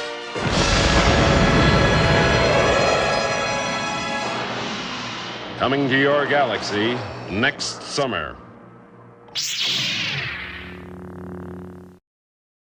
1980 is perhaps the most pivotal year for Star Wars. While everyone was already a fan by this point after the first movie, this was the make-or-break year for the entire franchise. Sequels were so often vastly inferior to their predecessors, considered cash grabs 90% of the time. And if that was the case, the entire legacy of that series would begin and end with the first entry. If Empire failed, if it didn't manage to live up to expectations, this is where Star Wars would crumble. It would only live on as that one big space movie from the 70s. It's all on Empire to justify the longevity of this universe as a series. And thankfully, the marketing continued to get eagle-eyed fans excited for their return to the Star Wars universe. Posters made their way out to theaters, with this famous poster designed by Roger Castell, heavily based on the poster for Gone with the Wind. The only controversy about it is that it didn't feature Lando Calrissian, something Billy D. Williams was quite upset about at the time. So a new poster was created by Tom Young, this time featuring Lando and Darth Vader menacingly reaching over our heroes. And all of that was joined by a second full trailer released in theaters. With almost no narration, this is simply a montage of exciting images placed over excellent new and returning John Williams themes. Once again showing off the new and returning characters, some of the spectacle of their mission, and even revealing tiny glimpses towards the biggest action sequences, like the asteroid chase and a standoff with huge Imperial walkers. The scale was off the charts, and for those keeping track, they were now counting the days until The Empire Strikes Back hit movie theaters. The new chapter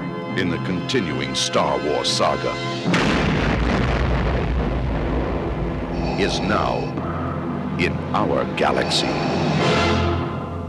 TV spots would eventually air in the weeks leading up to release, showing off plenty of familiar footage, while still giving away new tidbits of information for eagle-eyed fans to get a look at. But Empire wasn't the only thing people could get excited about. I mean, it certainly was the biggest thing, but as a promise for the longevity of Star Wars, Lucas and company gave out some key reveals to hint towards the long-lasting future of the series. For one thing, on May 14th, 1980, only a week before Empire's theatrical debut, Lucasfilm announced the title of the third movie. That's right, the second one's not even out yet, and we know what the third one's gonna be called. This is gonna be a huge trilogy. You got Star Wars, you got The Empire Strikes Back, and in a few years, you'll get Revenge of the Jedi. Initially, George Lucas was thinking of naming the third movie Return of the Jedi, but others around him said that that title was a bit weak, so he changed it to the harder-edged Revenge of the Jedi, promising big things for the third chapter in the Star Wars saga. But would it technically be the third? Because on May 19th, 1980, 2 days before Empire's debut, it became the cover story in Time magazine, wherein they revealed that Empire Strikes Back would actually be called Episode 5. Yeah, I'm sorry, 5? Not 2, 5. Did we miss a couple movies in there? Did the holiday special count? No. In fact, the last movie was actually Episode 4. What we're really experiencing right now is the middle trilogy in a much larger saga. After Revenge of the Jedi would hit theaters, the crew at Lucasfilm would go back in time, using episodes 1, 2, and 3 to tell the story that happened 20 years before the original movie. And after that, for episodes 7, 8, and 9, they jump 20 years into the future, continuing the adventures of our main characters as they pass the torch to a new generation. And then, of course, maybe after that there'd be an episode 10, 11, and 12, completing George Lucas's larger plans for a huge, sprawling saga. But that was becoming more of a long shot by the day. People explicitly knew far more about the 9-movie saga that'd take them into the next millennium. But as I said, all of these promises are moot if Empire drops the ball. So it was time to journey back to the present day to experience the next chapter in this immense Star Wars saga. On May 17th, 1980, The Empire Strikes Back had its world premiere at the Kennedy Center in Washington, D.C., and with reviews starting to pour in suggesting this movie might be even better than the first, excitement can only build higher and higher into the stratosphere. It had been 3 years since the original Star Wars hit movie theaters and took over the world, and now, after another grueling production, after continuing advancements in technology, it was time to see where this whole thing was gonna go. It was now time for audiences to finally witness with their own eyes the story George Lucas, Irvin Kershner, and the entire team had been cooking up. The clock had turned to May 21st, 1980. So pop on over to your nearest movie theater because it's now time to get seated for the second chapter in the Star Wars saga.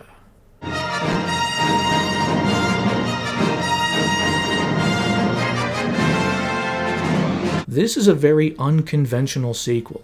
Traditional sequels around now would probably provide a rehash of the first movie's story. It'd bring all the heroes back together on a startlingly similar adventure. But this movie doesn't do any of that. There's no new Death Star, there's no new getting the plans to the rebellion. In fact, the main characters are separated very early on, going on different tracks for most of the movie. But the biggest difference by far is that this movie is a fair amount darker than the last one. Instead of going all in on another adventure, which this movie still does, it goes far deeper with the characters, and sees them trying to flee the Empire with their backs against the wall. I mean, the very opening scene sees Luke get mauled by a Wampa, a scene that also manages to explain Luke's injuries in-universe. The Millennium Falcon, still the coolest ship of all time, is broken in this movie. Like, the thing just doesn't work. The hyperdrive is failing, it's not able to escape the fleet of Imperial ships. It still looks cool, but it's not at peak levels, which is very interesting. It also helps make the Empire a far greater threat than they were last time. Despite the loss of the Death Star, the Empire is back and they're more frightening than ever before. I mean, they even have the all-new Super Star Destroyer. You thought a Star Destroyer was big? This thing dwarfs even them. With Grand Moff Tarkin gone, Darth Vader is off-leash for this entire movie. He's ordering troops around, he's got his own conniving plots, he's even choking out Imperial guys whenever they remotely fail him. One guy even gets choked from the other side of the ship. You have failed me for the last time, Admiral.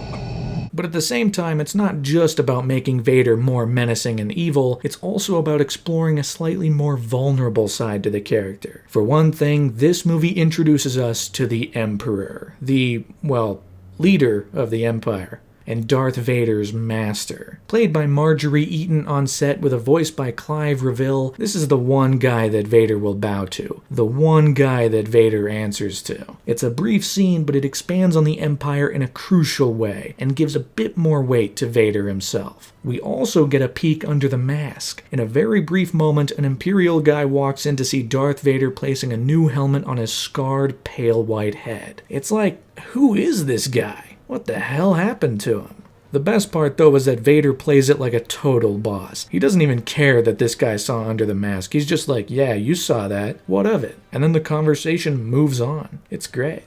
Yes, Admiral. Now, one very key difference between this movie and the last is that this one isn't directed by George Lucas. Irvin Kershner has taken over the director's chair, and he's a very different director than Lucas was. Given his experience in smaller scale movies, he brings a lot of character-focused ideas to the table, to squarely center the movie on them. There's lots of focus put onto the dynamic of Han and Leia, watching as their combative romance begins to bloom over the course of the movie, even building up on some of the love triangle ideas the first movie toyed with very briefly. Well, I guess you don't know everything about women yet.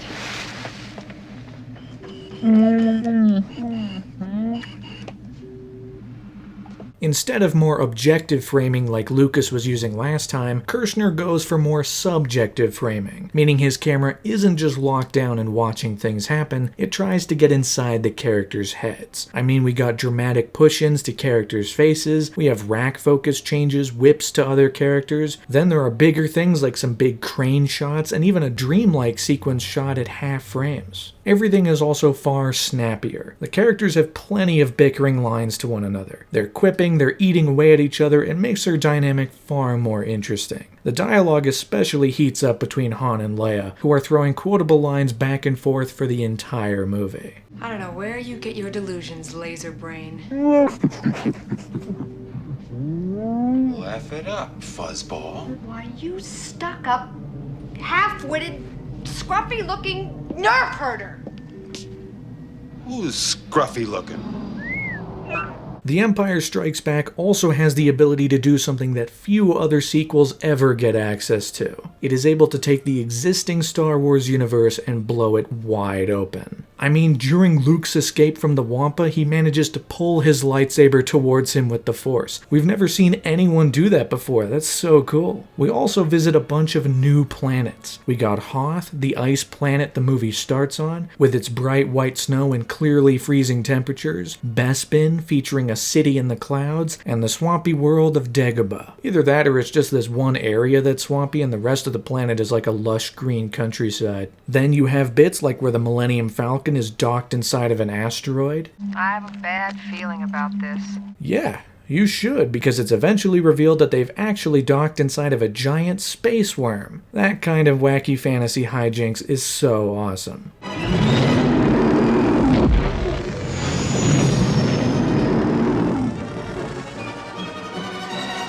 Then we're also introduced to the world of bounty hunters. Sure, we had Greedo last time trying to get Han back to Jabba the Hutt to repay his debts, but now we see characters like Bosk, IG-88, and Boba Fett. Hey, he's from the holiday special. Here he's played by Jeremy Bulloch on set and voiced by Jason Wingreen. No disintegrations.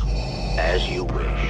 The biggest expansions to the universe, however, come with Luke's subplot. Very early on in the movie, Luke receives a message from the late Ben Kenobi, telling him to go to the Dagobah system to meet the Jedi Master Yoda, the same Jedi Master who trained him. So, separating from the Han and Leia side of the story, Luke and R2-D2 head to Dagobah to try and find Yoda. Instead, however, they find this goofy frog. This 2-foot-tall green little guy who's messing with them, eating Luke's food, fighting R2-D2 for a light. I mean, dude's cuckoo bananas. R2! Luke doesn't have a ton of patience with this guy, wanting to meet Master Yoda as soon as possible, but this little frog keeps stalling him, until the reveal comes that this little frog is Yoda. This reveal is genuinely fantastic. Not only does it build on Luke's preconceptions of what a wise Jedi Master might look like, it builds on ours. We would probably expect someone like Ben, an older man. Never would we have anticipated that this little frog is the Jedi Master Luke was looking for. But that's why it works, and it creates a reveal that can really only be described as a genuine magic trick. And thanks to both the crazy old frog side and the wise old sage side, Yoda could quite possibly be the greatest fictional character ever. I mean, he's got jokes for days, he's got wisdom for days, the puppet is super advanced with so many articulating muscles in the face, and the voice by Frank Oz is fantastic, combined with a great vocal tick that makes virtually every line from this character endlessly quotable. Like when he's trying to spark a bit of fear in Luke. I'm not afraid. Sure. You will be. You will be. Or when the wisdom really breaks through and he begins to explain the Force in a truly inspiring way. Its energy surrounds us and binds us. Luminous beings are we, not this crude matter. And then of course you have perhaps his most iconic line, which is echoed across the generations as a genuine piece of advice. Do or do not. There is no try. He even gives us a bit more insight into Luke's past, because he too knew Luke's father. He witnessed his training, and sees Luke repeating some of the same things his father did all those years ago. Much anger in him. Like his father. Everything about this guy is just awesome. There's nothing better than Yoda, and it's helped a lot by Mark Hamill. You know, he's part of the reason Yoda is believable, because he's also believing it. It's a joint effort to get this character off the ground. Every piece is working in tandem to make sure Yoda works at every step of the way, including the musical theme given to him by John Williams. With a bit of whimsy and a bit of awe, John Williams is able to really capture this character. In fact, just like last time, John Williams is able to capture a whole bunch with yet another incredible musical score. I mean, the dude's killing it. You have Yoda's theme, you have Han and Leia's theme, which kind of winds up becoming a main theme for the entire movie, and then you have the Imperial March. A fitting theme for a movie called The Empire Strikes Back. And it is a march. With big horns going off, a very aggressive rhythm, it gets across the size and intimidation of the Empire. And at the same time, while it can be read as a theme for the Empire at large, it can also be read as a theme specific to Darth Vader. He's our villain this time, the vessel of the Empire. So it could be his theme as much as it is the Empire's theme. The music is also able to lift up the spectacular action sequences. The action this time is even better than it was in the first movie, with more complex camera moves, more intricate set pieces. I mean, everything's gotten an upgrade. Things start pretty early on with the Walker Assault, featuring stop-motion AT-ATs against Compton snow speeders. This scene not only immediately makes the Empire a credible threat again right at the start, but it also features shots and visuals that had never been seen before. Like this moment where a snow speeder goes through the legs of one AT-AT and towards a second AT-AT.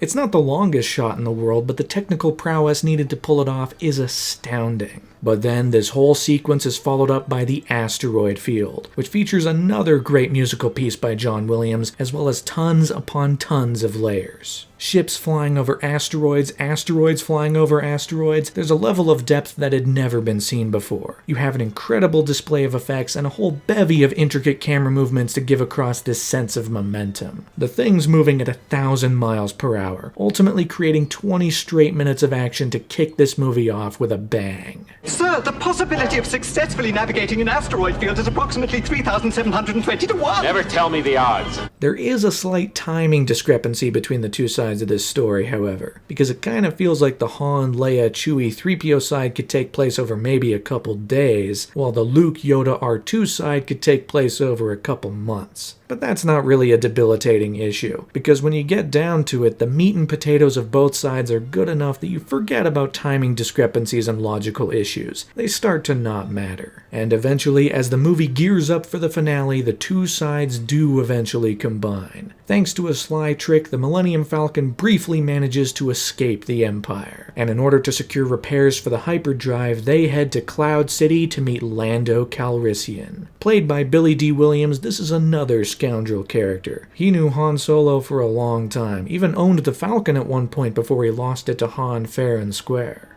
What have you done to my ship? Your ship? Hey, remember, you lost her to me fair and square. That's what I said. But while everything might initially seem hunky-dory here at Cloud City, it's revealed that Boba Fett managed to follow the Falcon to Bespin, and ultimately a deal was struck between the Empire and Lando to sell out Han and Leia. Lando betrayed them. He's a traitor. Even C-3PO gets blasted into pieces, becoming Chewbacca's backpack for the last bit of the movie. And now Han and Leia are being used as bait to lure Luke to Cloud City so Vader can capture him and return him to the Emperor. The question is, how's he gonna do that? Well, thankfully, Cloud City has a carbon freezing chamber, meaning Luke can be encased in carbonite for safe transport to the Emperor. But the safety of the process is not guaranteed, so Vader performs a test on none other than Han Solo, which leads to one of the best exchanges in the entire movie, the ultimate payoff to Han and Leia's story. I love you. I know. An exchange that was famously improvised. The original line from Han was going to be, "I love you too," but both Harrison Ford and Irvin Kershner thought it didn't feel right. It didn't fit Han's character to respond in that way. And so, on the last take, Harrison Ford improvised the last thing Leia would want to hear, but the first thing Han Solo would actually say, I know.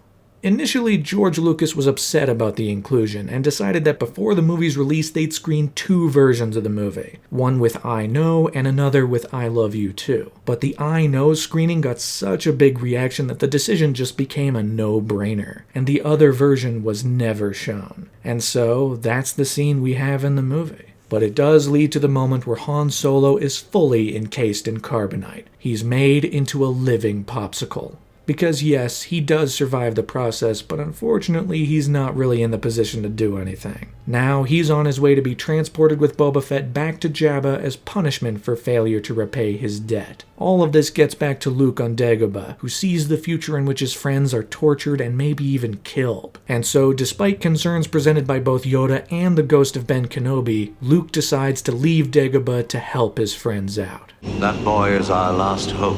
No. There is another. Which all leads to a 2-pronged finale. 2 major climactic sequences to close the entire movie out with a bang. On one side, Lando pulls a double cross and betrays the Empire. Now he, Leia, Chewie, 3PO, and R2-D2 try their damnedest to get Han Solo back before Boba Fett can take him off-world. Unfortunately, they're too late. And in a heartbreaking moment, Han is taken away, changing their goals to simply escape Cloud City and get off planet to escape the Empire. And then, on the other side, Luke faces off against Darth Vader. The Force is with you, young Skywalker. But you are not a Jedi yet. Not only do we have the emotional baggage coming off of Ben's death from the last movie, but we're also building off of that dream sequence mentioned earlier, where Luke defeated Vader only to find his face within Vader's mask, all as a warning of the path he was currently taking. And this fight is far more advanced than the fight in the last movie. The choreography is more intricate, the lighting, smoke effects, everything brings this fight to a whole new level. But it's also interesting because it is very one-sided. Luke is clearly trying his best, but Vader's barely trying for most of this. He's merely toying with Luke, messing around with him to show how inadequate he really is. I mean, there's a whole bit where Vader just stands menacingly, throwing random objects at Luke with the Force, and Luke can barely keep it together. While the fight does get slightly more evenly matched as it goes, Vader still has the upper hand, which is made literal when this happens.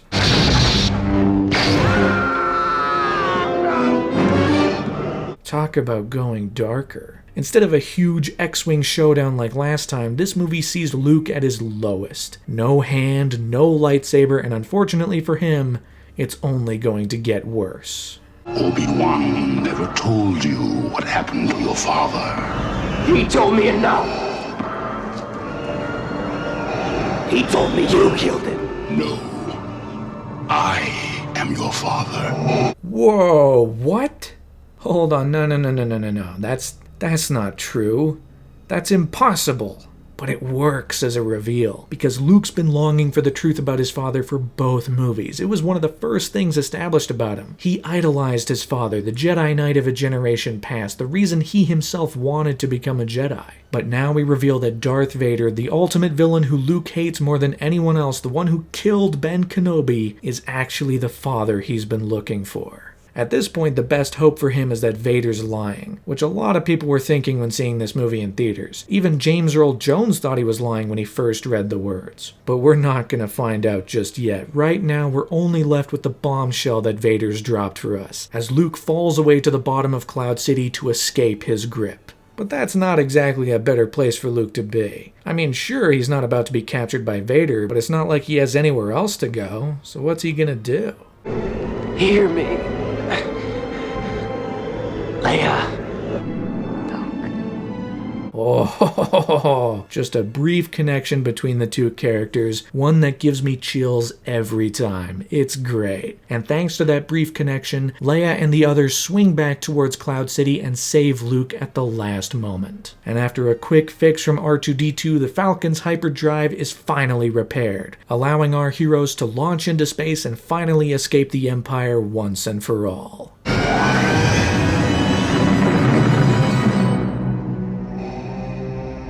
Oh man, my hands are sweating. My heart was pumping just then. But our heroes got out, so I can relax a bit. But that doesn't mean it's the happiest of endings. I mean, Han Solo is still frozen in carbonite, having been taken to Jabba the Hutt. Luke now has a robot hand, and he's left with the big question of whether or not Vader was telling the truth. Is he Luke's father? And now the rebellion limps along as Lando and Chewie blast away in the Falcon to try and get Han Solo back. And with one final shot of the rebel fleet, the movie closes out with another iris wipe as we head home. Dude, that was incredible.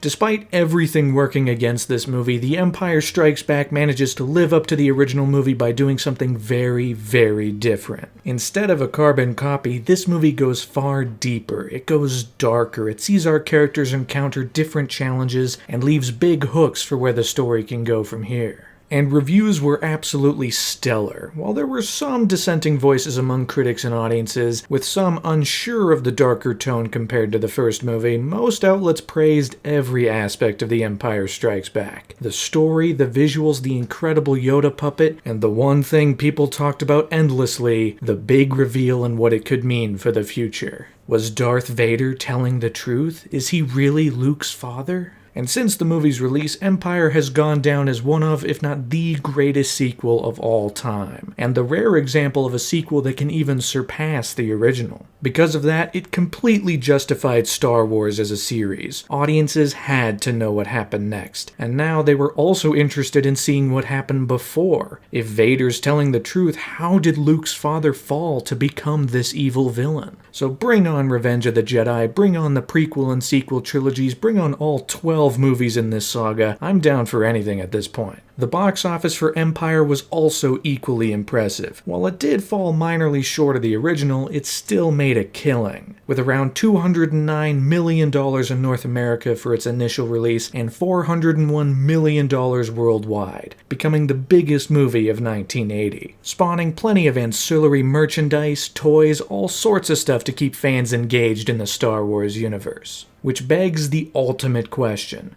what the hell happens next? There was really only one North Star for audiences. In 3 years, Revenge of the Jedi is set to hit theaters, concluding the trilogy with one big bang. The pieces were in place for a grand slam finale. There was still a long wait before that, but audiences were locked in. It was now up to George Lucas and everyone behind the scenes to get the ball rolling on the final film in this trilogy. There were plenty of goings-on in the aftermath of Empire's release. For one thing, in March of 1981, the Academy Awards came around once again, and Empire was nominated for a grand total of 4 awards. While it didn't win Best Original Score or Best Art Direction, it did win for Best Sound and the Special Achievement Award for Visual Effects. A smaller take than the first movie, but that's also not surprising for a sequel, so... At the same time, the original movie was re-released to theaters. This would be its 4th theatrical run, having already seen subsequent theatrical runs in 1978 and 1979. But this time, it'd be slightly different. Given the fact that Empire Strikes Back was labeled as Episode 5, the first movie was retroactively given the title Episode 4, A New Hope, cementing the fact that this was the middle trilogy in a much longer saga. But not everything coming off of Empire was positive, because following the sequel's release, George Lucas wound up being wrapped up in industry politics. When making the first movie, the Directors Guild and Writers Guild of America agreed that the movie could hold its credits until the very end. George Lucas was the writer and director, so if he wanted his name at the end, that could work. Besides, his name was technically showing up right at the start anyway, so... But George Lucas didn't direct the sequel. Irvin Kershner did, and that same graciousness from the unions was not felt a second time. The DGA and WGA were very upset, actually, that the credits of Empire were held until the end. They even threatened to pull the movie from theaters. That ultimately didn't happen. Instead, they fined Lucas $250,000 and also fined Irvin Kershner $25,000. Lucas paid every fine himself, covering for Kershner, but it would irreparably shake stake his relationship with the unions. He would ultimately leave the DGA, WGA, and Motion Picture Association following the release of Empire Strikes Back, which meant he no longer had the specific union protections they offered, and also meant that future film production was going to be a bit harder. It meant that George Lucas had well and truly gone independent, all the while still standing on the biggest stage in entertainment. So now, with George Lucas having severed his ties, he was now on his own to develop the larger story ideas for the third and final chapter in this Star Wars trilogy. But the ideas behind Revenge of the Jedi would change quite a bit from Lucas's original larger plans. Originally, the plan for the third movie in this trilogy was that Luke Skywalker would ultimately fall to the dark side, leaving the trilogy on another downer cliffhanger. The prequel trilogy would then tell the story of Darth Vader, and after 20 years away, the sequel trilogy would come in and see Luke's secret twin sister enter the fray, an entirely new character who would help turn Luke back to the light in the last 3 movies. But given how difficult film production was for the first 2 movies, George Lucas felt that making a grand total of 9 movies, one after another, was probably a bit too daunting. So he instead focused all his energy on concluding this first trilogy with one go. He decided to streamline his ideas into a far cleaner, more traditional kind of finale. Everything would come to a more sound conclusion at the end of Revenge of the Jedi, ending the story of every character that fans had grown to know and love. There was one very big question over Lucas's head, however. What's going to happen to Han Solo? I mean, the guy's still frozen in carbonite, he's got to get out somehow. But also, Harrison Ford is a huge movie star now. Not just because of Han Solo, but also because of Indiana Jones. He's a household name, with no obligation to come back to Star Wars if he didn't want to. Ultimately, of course, he did come back, signing on to Revenge of the Jedi alongside Mark Hamill and Carrie Fisher. But the question then became, for how long? As in, should Han Solo die? Harrison Ford and screenwriter Lawrence Kasdan agreed that Han Solo should probably die, to raise the stakes in the final act and get audiences to fear for every character's safety before the end. But George Lucas was against that idea. He didn't want to kill off anyone, let alone Han Solo. And since he was the primary financier and the main decision-maker behind the entire series, his word was law. As Lawrence Kasdan would later remark, he knew what he wanted and he got what he wanted. There were some larger ideas for Revenge of the Jedi, though, that were starting to rub the wrong way with Gary Kurtz. Being a producer on the first 2 movies, Gary Kurtz was instrumental in getting those movies made, in helping to further Lucas's vision. But there was starting to be a growing divide when it came to the third movie. Gary Kurtz didn't like that the third script was going so much lighter, that it was gearing for a younger audience. He believed that the main motivator behind story decisions wasn't to tell the best possible story, it was to create something that could sell more toys. Gear the characters to younger audiences, make a bunch of money off toy sales, and call it a day. Gary Kurtz was an instrumental voice for the first 2 movies, but now, because of these disagreements and a growing divide between him and George Lucas, he would ultimately leave the project. His working relationship with George Lucas was over, leaving Revenge of the Jedi's producing efforts in the hands of Harold Kazanjian, who would take over as a lead producer on the final chapter in this trilogy. The next question became, who would direct?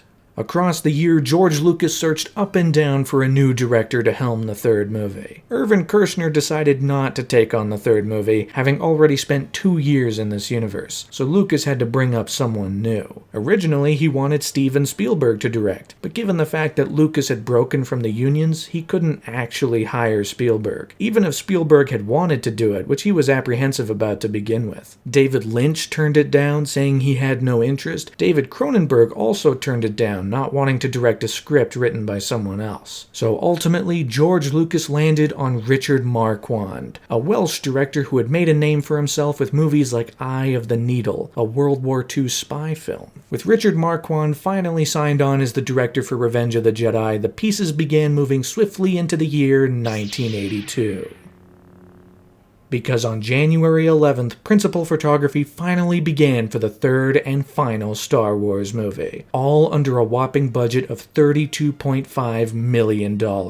Things got off the ground running at Elstree Studios in London, filming across 9 massive stages for the Grand Slam finale. However, relative to his predecessors, Richard Marquand was fairly inexperienced with visual effects, yet now he was headlining a massive visual effects heavy movie that was a sequel to 2 of the most visually engaging movies of all time, which is why George Lucas would become far more hands-on during the production of Jedi. He was on set virtually every day, even directing the second unit when it was needed, which was good because Jedi was easily the most ambitious visual effects movie ever made, even more ambitious than The Empire Strikes Back, with over 900 shots total that needed to be made, on top of all of the on-set visual effects needed for filming. ILM worked tirelessly, working with Stuart Freeborn to create tons upon tons of creatures for on-set work, including the incredibly advanced puppet for the one and only Jabba the Hutt. After 2 movies of teasing and setup, Revenge of the Jedi was going to feature the vile gangster in all his glory. This massive slug creature with snot and drool oozing from every crevice. The puppet was so big and so advanced that it needed around a half-dozen puppeteers to move it all in tandem. You had a guy for the eyes, a guy for the mouth, a guy for the hands, a guy for the tail, and even a guy for Salacious Crumb, Jabba's little pet dog, cat, squirrel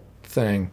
You thought Yoda was impressive? Well, he was very impressive actually, but Jabba was another step above, becoming a shining beacon during Jedi's production. All the while, as production continued, it began leaving Elstree Studios and filming in other locations outside. The crew visited the Yuma Desert in Arizona for the dreaded Sarlacc sequence. They also journeyed to the Redwood Forest National Park in California for the Forest Moon of Endor. But because Star Wars was such a big thing now, and everyone knew exactly what it was and how much money it made, once places learned that Star Wars was coming to town, they'd jack up their prices to try and bank on Lucas's seemingly bottomless pockets. Something normally costs $1? Well, if the crew for Star Wars wants it, they need to pay $2 type of thing. Of course, despite how big Star Wars was, money wasn't infinite. They still had a set budget they had to remain under. So, production supervisor Jim Bloom came up with an ingenious solution. When booking locations or equipment, the crew would use the fake working title Blue Harvest Horror Beyond Imagination. Deliberately the least interesting title they could think of, so that no one would think twice about what movie it actually was, and then charge the normal fee for their product or service. It was only when the crew showed up and stormtroopers were running around with Luke, Han, and Leia did people realize that Blue Harvest was actually a cover for the third Star Wars movie. And as production continued, the familiar cast was joined by another handful of new faces. New rebellion leaders were played by Dermot Crowley, Caroline Blackiston, and Tim Rose in costume as Admiral Akbar, who would ultimately be voiced by Eric Bowersfeld. Then you had Warwick Davis, a young 11-year-old playing the character of Wicket, the lead of the new species of characters called Ewoks, native to the Forest Moon of Endor. But above all, there was one cast member who joined to fill out perhaps the most significant new role of the movie, Ian McDiarmid as the Emperor. The Emperor had appeared in The Empire Strikes Back, but now he was going to get a far bigger role in this grand finale, with Ian McDiarmid filling the shoes and makeup in a spectacular way. Together, they'd all film an even more intricate set of sequences than in either of the previous 2 movies. It was a far bigger puzzle, with bigger sequences than had been shot for anything that had come before. But eventually, after 5 months of grueling work, the last day of principal photography came on May 20th, 1982. Although there was an unexpected feeling of sadness over the whole affair. This was the last day of principal photography on what was set to be the last Star Wars movie. The cast and crew had all worked together for 3 movies now, but all of that was coming to a close. Mark Hamill himself would refer to it as being like the end of the semester, and it's time to clean out your locker.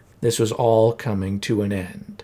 But while the lead actors had wrapped, that didn't mean filming was done altogether. In fact, a month after principal photography concluded, in June of 1982, the camera team at ILM returned to the Redwood Forest National Park to film one of the first ever Steadicam shots for a feature film. A rig that would strap onto one cameraman and remain relatively steady as he braved uneven terrain. All of this was built for the Speeder Chase, one of Jedi's big new action set pieces that was sure to wow audiences. This camera cameraman would walk through the forest capturing 1 frame of film every second. Once played back at 24 frames per second, it would look like he was blasting away at over 100 miles an hour. Exactly the speed and momentum the crew was looking for to sell the sequence. The sequence was partly revolutionary for a different reason as well, because the entire thing was sculpted via animatics before shooting commenced. Before they filmed the sequence itself, Dennis Muren and many others created smaller models for each of the props and worked out all of the best shots for the sequence from top to bottom. That way they had an idea of how it had cut together, the momentum and speed they were looking for, and what shots they needed to make the sequence function once all was said and done. Then that would be translated into the final filmed footage, with the actors, the Steadicam, everything they'd need based on the previs to make the sequence as good as it could be, which all marked the big transition into the team's full blast into post-production. Lots of big names at ILM were finally reunited. Since the completion of Empire, plenty of teams within ILM had split off to work on other movies. At first, movies for George Lucas's friends like Raiders of the Lost Ark, Poltergeist, and E.T., but eventually even breaking beyond that for Star Trek II: The Wrath of Khan. ILM was slowly becoming a work-for-hire company that'd do visual effects for any movie that needed it. They were becoming a full-fledged visual effects house. But now, with the Star Wars trilogy coming to a close, every big name was brought back under one banner to see the whole thing to the end. This time, there were 3 major visual effects units, headed by the visual effects supervisors Richard Edlund, Dennis Muren, and Ken Ralston. Their experience on the first 2 movies was paramount in getting this third one through the door, even joined by familiar faces like Lauren Peterson in the model shop and Phil Tippett for stop-motion animation and creature effects. With the post-production moving soundly now on Revenge of the Jedi, the promotion game began to hit a stride. In fact, in May of 1982, in the UK only, a special 30-second teaser was released with a double feature presentation of Star Wars and The Empire Strikes Back. It barely showed anything, but it did reveal the first official images from Jedi's production, as well as the still-in-discussion release date of Christmas 1983. That's right, some discussions around Jedi's release date had it set for a Christmas release at the end of 1983. But over time, that idea wound up being phased out in favor of following in the footsteps of the first 2 movies, setting Jedi for a May 1983 release. In fact, the movie was even originally going to release on May 27, 1983, but it wound up being moved up just 2 days to May 25th, releasing on the 6th anniversary of the first movie back in 1977. Gotta love that kind of symmetry. But while the promotion game had already started in the UK, it would take until August of 1982 for promotion to begin stateside. Because during another re-release of the original Star Wars, it was joined with a special 90-second teaser for Revenge of the Jedi.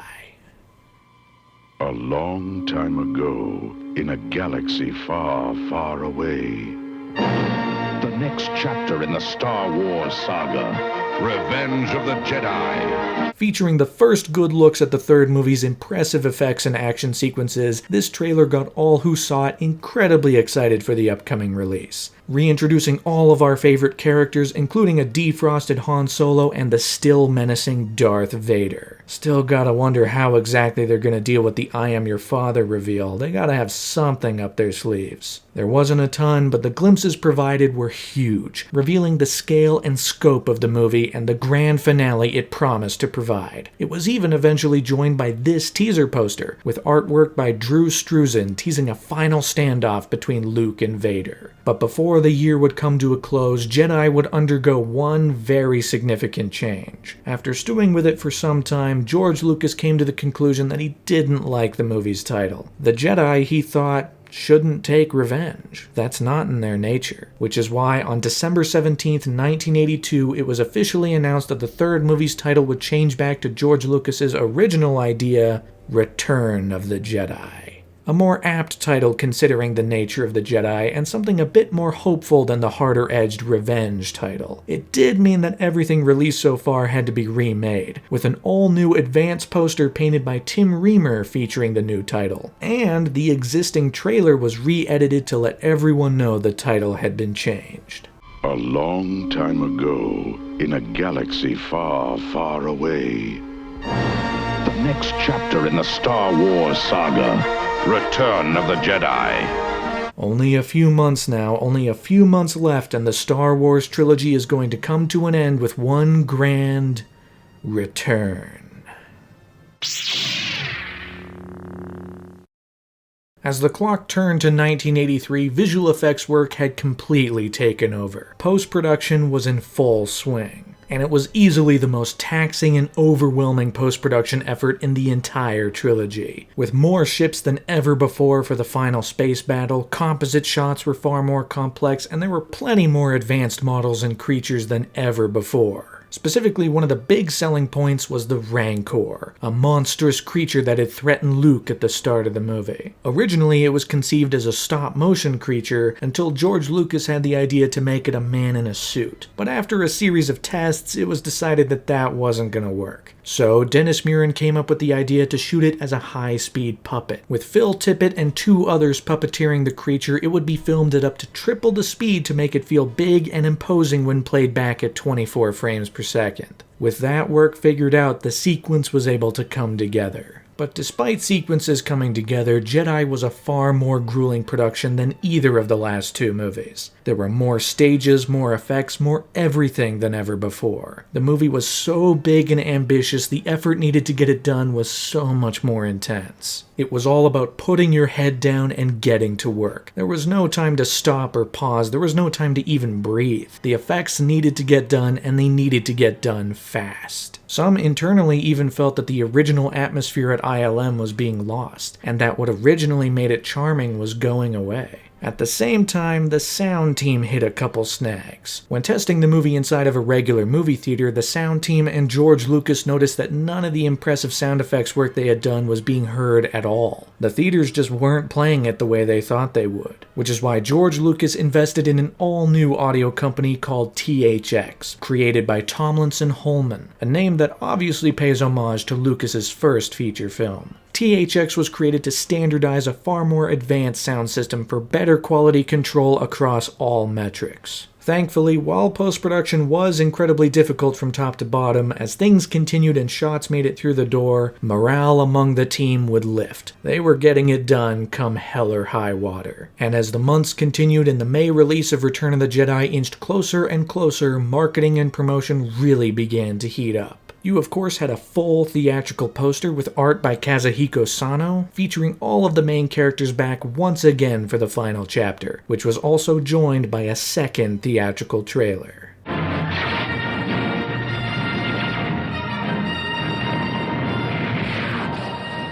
The next chapter in the continuing Star Wars saga.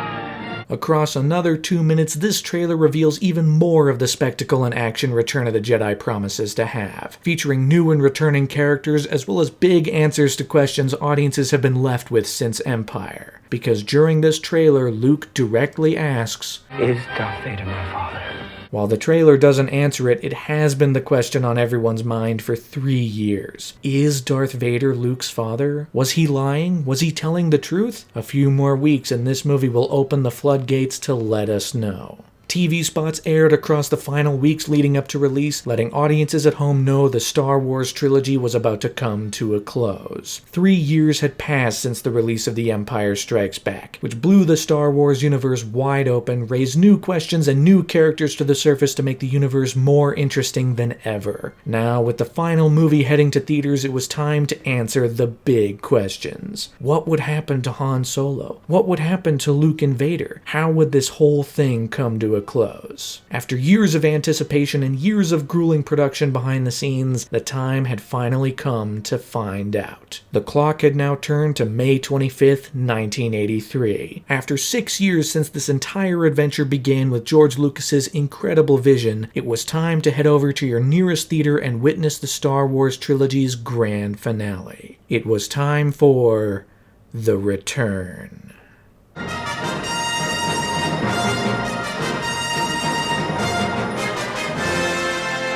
Right off the bat, this movie is hell-bent on following up the loose threads left behind from Empire Strikes Back. First up, we gotta free Han Solo. The entire opening act of this movie centers around the plan to free Han Solo from the clutches of the vile gangster Jabba the Hutt. It's even the first paragraph of the opening crawl. And Jabba is an incredible puppet. We already talked about how it's manned by a half dozen people, and the results are immaculate. I mean, this guy's huge, grotesque, emotive, his big tongue sticking out, it's crazy. Even Salacious Crumb gets plenty of little moments to shine. And he's got Han Solo locked on his wall, still encased in carbonite. So the question is, how will our heroes get him out? Well, it's complicated. But I have a bad feeling about this. First, Lando is sent in to take over as one of Jabba's guards. Then, C-3PO and R2-D2 are sent in to become Jabba's new robot helpers. And then, a fake bounty hunter takes Chewbacca inside, transferring him to Jabba for a monetary reward. Even getting creative about it, impressing both Jabba and the returning Boba Fett. But then it's revealed that this is no bounty hunter at all. It's actually Princess Leia. And through her efforts, she is finally able to defrost Han Solo and break him free from the carbonite.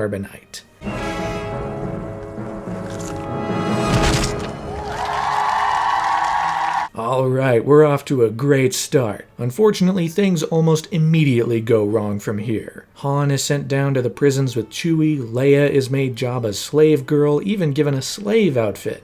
One has to ask, why? But also, the answer can be obvious. Even Luke, who finally shows up in person, is caught in one of Jabba's traps, becoming the latest prisoner. How we doing? Same as always. That bad, huh? But this does lead to some fantastic action, starting with an incredible standoff between Luke and the Rancor. This creature who, despite being made at a much smaller scale, the filming technique absolutely sells its scale and imposing force. And it takes a clever move by Luke to finally take it down. But that's not all the sequence has to offer, because continuing Star Wars' penchant for the tiny little moments that help breathe life into the characters and universe, we see the Rancor's handler breaking down into tears at the death of his pet. Only Star Wars could pull that moment off, adding a whole new element to an already great sequence. And then you have the sequence over the Sarlacc pit, or as it's also known, the desert's butthole. And this is where Luke's whole elaborate plan finally takes shape. We reveal R2-D2's role in this whole thing, to launch Luke's lightsaber towards him and turn the tide to finally break free from Jabba's clutches. And to the great delight of fans, Luke's lightsaber is green. Every lightsaber before this has either been blue or red, but now we're adding a whole new element to the color wheel, RGB in full force. Although it was ultimately because the filmmakers realized you wouldn't be able to see the blue glow of the lightsaber in front of the blue sky. So in order to make it more visible, it was made green.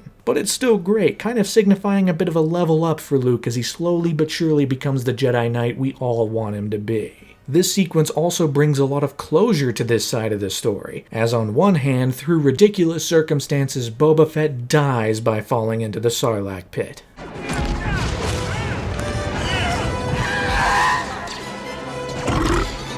Although, is he dead?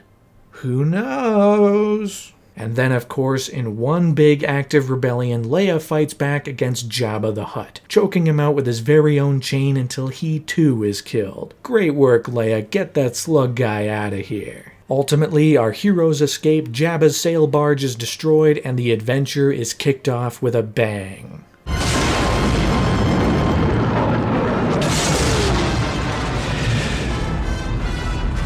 It's both a bang of satisfaction and of finality. Return of the Jedi is the grand finale of this trilogy, the conclusive chapter to this entire story, and it knows it. Every scene brings about some kind of conclusive angle. Every long-lasting thread is brought to a close here in one way or another, the saddest of which has gotta be the final scene with Yoda.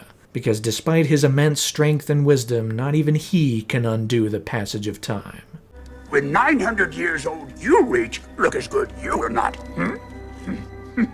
And while his role here is brief, it's still great to see that awesome puppet walking around, answering Luke's most dire questions. Like the question on everyone's mind, is Darth Vader his father? Finally, after 3 years of questioning, the truth is confirmed. Your father is.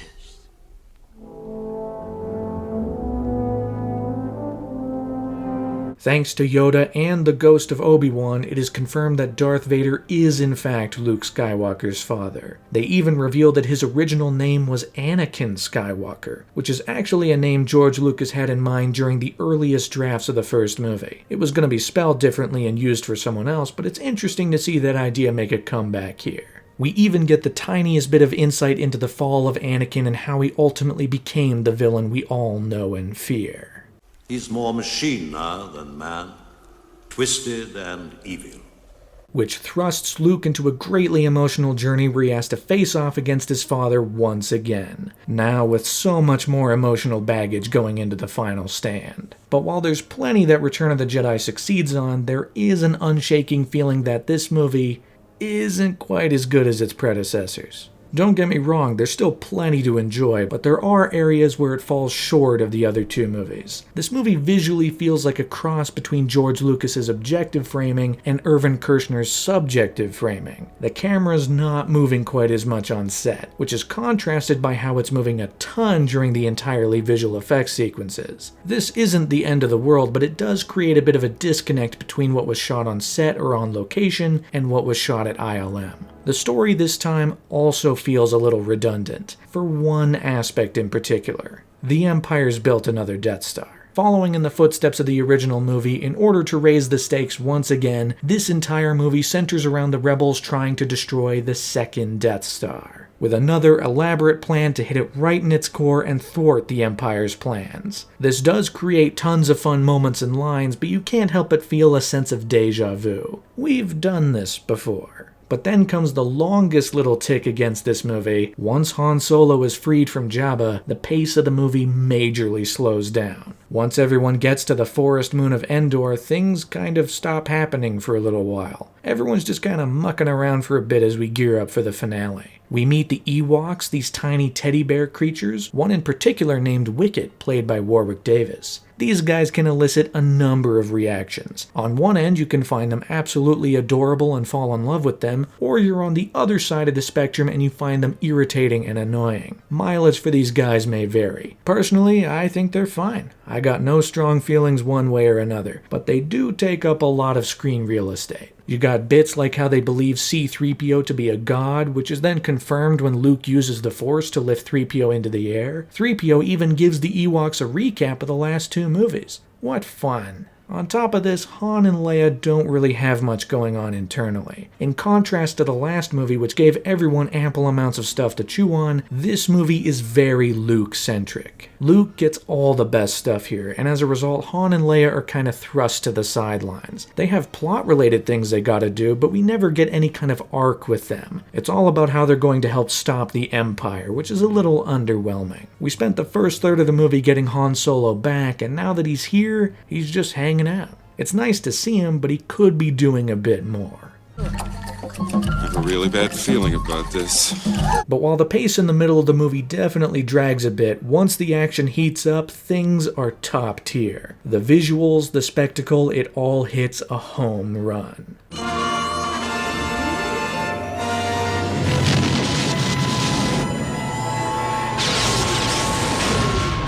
I mean, look no further than the speeder bike chase. This whole scene is designed around being fast. We got speeders whizzing through the trees at over 100 miles an hour. In a lot of respects, this is the crowning achievement of the entire movie. It's fast, it's exciting, there's not much music, but every little beat adds to the tension and excitement. Gotta love going as fast as humanly possible through the biggest trees in the world. The music in this movie is also fantastic. John Williams once again absolutely kills it with the score, reusing some of the great themes from the last two and introducing a whole bunch of new motifs for this one. We have a nice little charming theme for the Ewoks, we got new heroic themes for the Rebellion, including a theme where the rebels score a big victory like they did when Jabba's barge was destroyed. There are some slight alterations to the Imperial March, this time squarely cementing this theme as Darth Vader's just as much as it is the Empire's. And then you have the briefly used theme for Luke and Leia. A nice, simple piece that builds on the dynamic of these two characters. But why would you put so much more focus on these two? Is this movie finally giving a payoff to the love triangle set up from the last two movies? I mean, making it look like Han and Leia would get together before Luke and Leia would ultimately get together? No, this movie definitely doesn't go that direction. Instead, building off of a tease both in the last movie and once again in this one, it is revealed that Luke Skywalker has a twin sister. And that twin sister is none other than Princess Leia.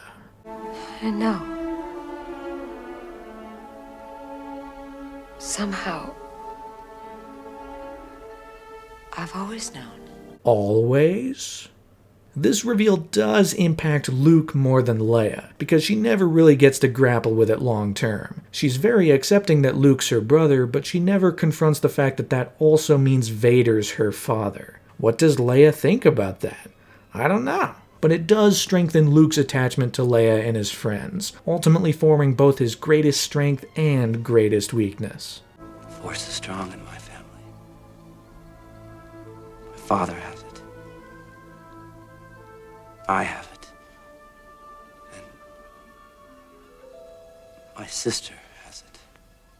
Now, despite the fact that this is the big finale for our central characters, we're also introduced to a bunch of new faces as well, like a whole swath of new rebellion leaders. We got the likes of Mon Mothma, who kind of feels like a wise old sage, very out of place within the militaristic rebellion, but also fitting. You then have the ever-excellent Admiral Akbar, gotta love that fish-headed guy, and then there's General Maydean, who only appears briefly but is memorable for his terrible fake beard. I'm sure you've noticed it before, dude's wearing a fake beard. Because his action figure was going to have a beard, and yet the actor shaved just before shooting. And so, in order to match the already molded action figure, he was given a fake beard so that he'd look the same as the toys that'd populate store shelves. Yeah, that's real. Then there's one more additional character here who did appear briefly in the last one, but now he's a central focus to bring everything to a close. The Emperor. Now played by Ian McDiarmid, this guy is great. I mean, he's got great makeup for one thing. His face looks like it's melting a bit, like he's been corrupted by too much of the dark side of the Force. But the real kick for this character and what makes Ian McDiarmid's performance so fun is that he just loves being evil. At every moment, he's reveling in his position of power. He's reveling in the torture and misfortune of others. There's nothing redeemable about this guy, and he plays it up at every turn. I mean, he's even got a fantastic evil cackle. And as it turns out, he was cunning enough to form a whole plan to stop the rebellion. The rebels believed that they had found some kind of weakness, an opportunity to attack and destroy the second Death Star. But it was the Emperor's ploy the entire time, to lure them into a final stand and wipe them off the map once and for all. Admiral, we have enemy ships in Sector 27!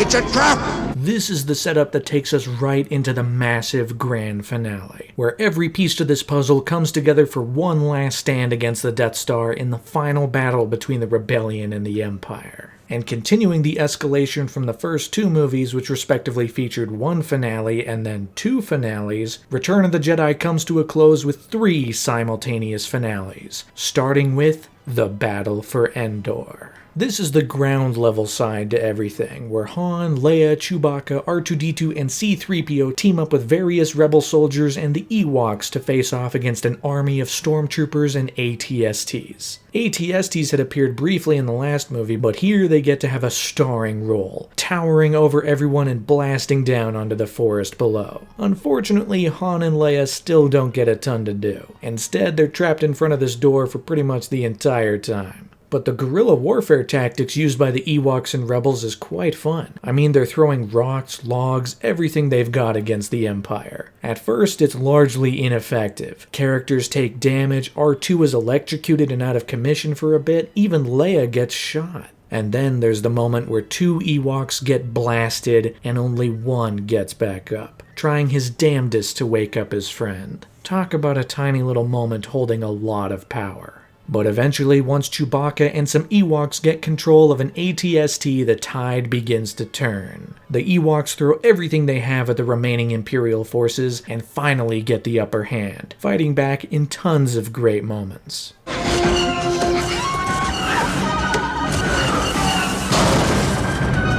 The second thread in this finale is the battle for the Death Star. Out in space, Lando Calrissian leads the Rebel Alliance in a battle to destroy the Death Star. Of course, they have to hold their horses for a bit while the ground forces struggle to destroy the Death Star's shield generator. So instead, they focus their energy on the Star Destroyers in perhaps the most technologically advanced sequence ever put to film by this point. We got ships flying left and right, the cameras whizzing by at incredible speeds. We're not just moving fast, we're rotating, turning, swinging around these models so fast you can't even get a good look at them. It's visually the most exciting sequence ever put together for any of these three movies, and the accomplishment of every element coming together is downright incredible. I mean, it even has Nyan Nunb taking on the co-pilot seat inside the Falcon with Lando. Don't worry, my friend's down there. He'll have that shield down on time. The Death Star also gets involved, destroying at least 2 Rebel cruisers. But the Rebels manage to turn the tide here as well, not only using the Star Destroyers as cover, but also destroying the Super Star Destroyer. The most threatening ship from the last movie is finally taken down in this incredible explosion. You'll love to see it. And then finally, there's the third and most central thread in this finale, the battle for Darth Vader, which could arguably be the greatest aspect of not just this movie, but the entire trilogy. Luke Skywalker has been brought before the Emperor, and must face both him and Vader down in his ultimate final test. It's a constant battle of tug-of-war as Luke tries his best to resist his urges and not fall to the dark side. All the while, the Emperor continues to taunt him at every possible moment. This is personified not just by Luke's darker clothing, but also by this shot where his face is half shrouded in darkness. Star Wars has always been a story of good versus evil, but when it gets the most interesting is when it explores the push and pull of both sides, the temptation and urge to give in to your hatred. And here it's brought to center stage, as Vader himself even tests Luke, poking and prodding his greatest weakness, the people he cares about most, which all leads to the moment when he threatens his twin sister, Leia. If you will not turn to the dark side, then perhaps she will. And suddenly, Luke goes berserk. He berates Vader with his lightsaber as haunting John Williams music plays over the scene to give it a cathartic yet also harrowing sound. Luke is giving in to his darkest urges, fully overpowering Vader until he cuts off his hand. But it's here that he realizes that he and Vader are not so different, in a rare example of a movie that doesn't need to say it for the audience to get it, which leads to the moment where finally Luke pulls back. In one move, he resists his temptation and passes his final test. I am a Jedi, like my father before me. But the Emperor sure doesn't like that, introducing an all-new ability, Force Lightning. Audiences were no doubt blown away that the Emperor, being so powerful with the dark side, suddenly blasted Luke with lightning. But I'm sure they were even more blown away as the sullen Darth Vader watched in silence. A quiet, reserved horror. Even when staring at just a mask, you know what's going on underneath. Until ultimately, the seal breaks, and Vader finally picks up the Emperor, electrocuting himself, and throws him off the ledge.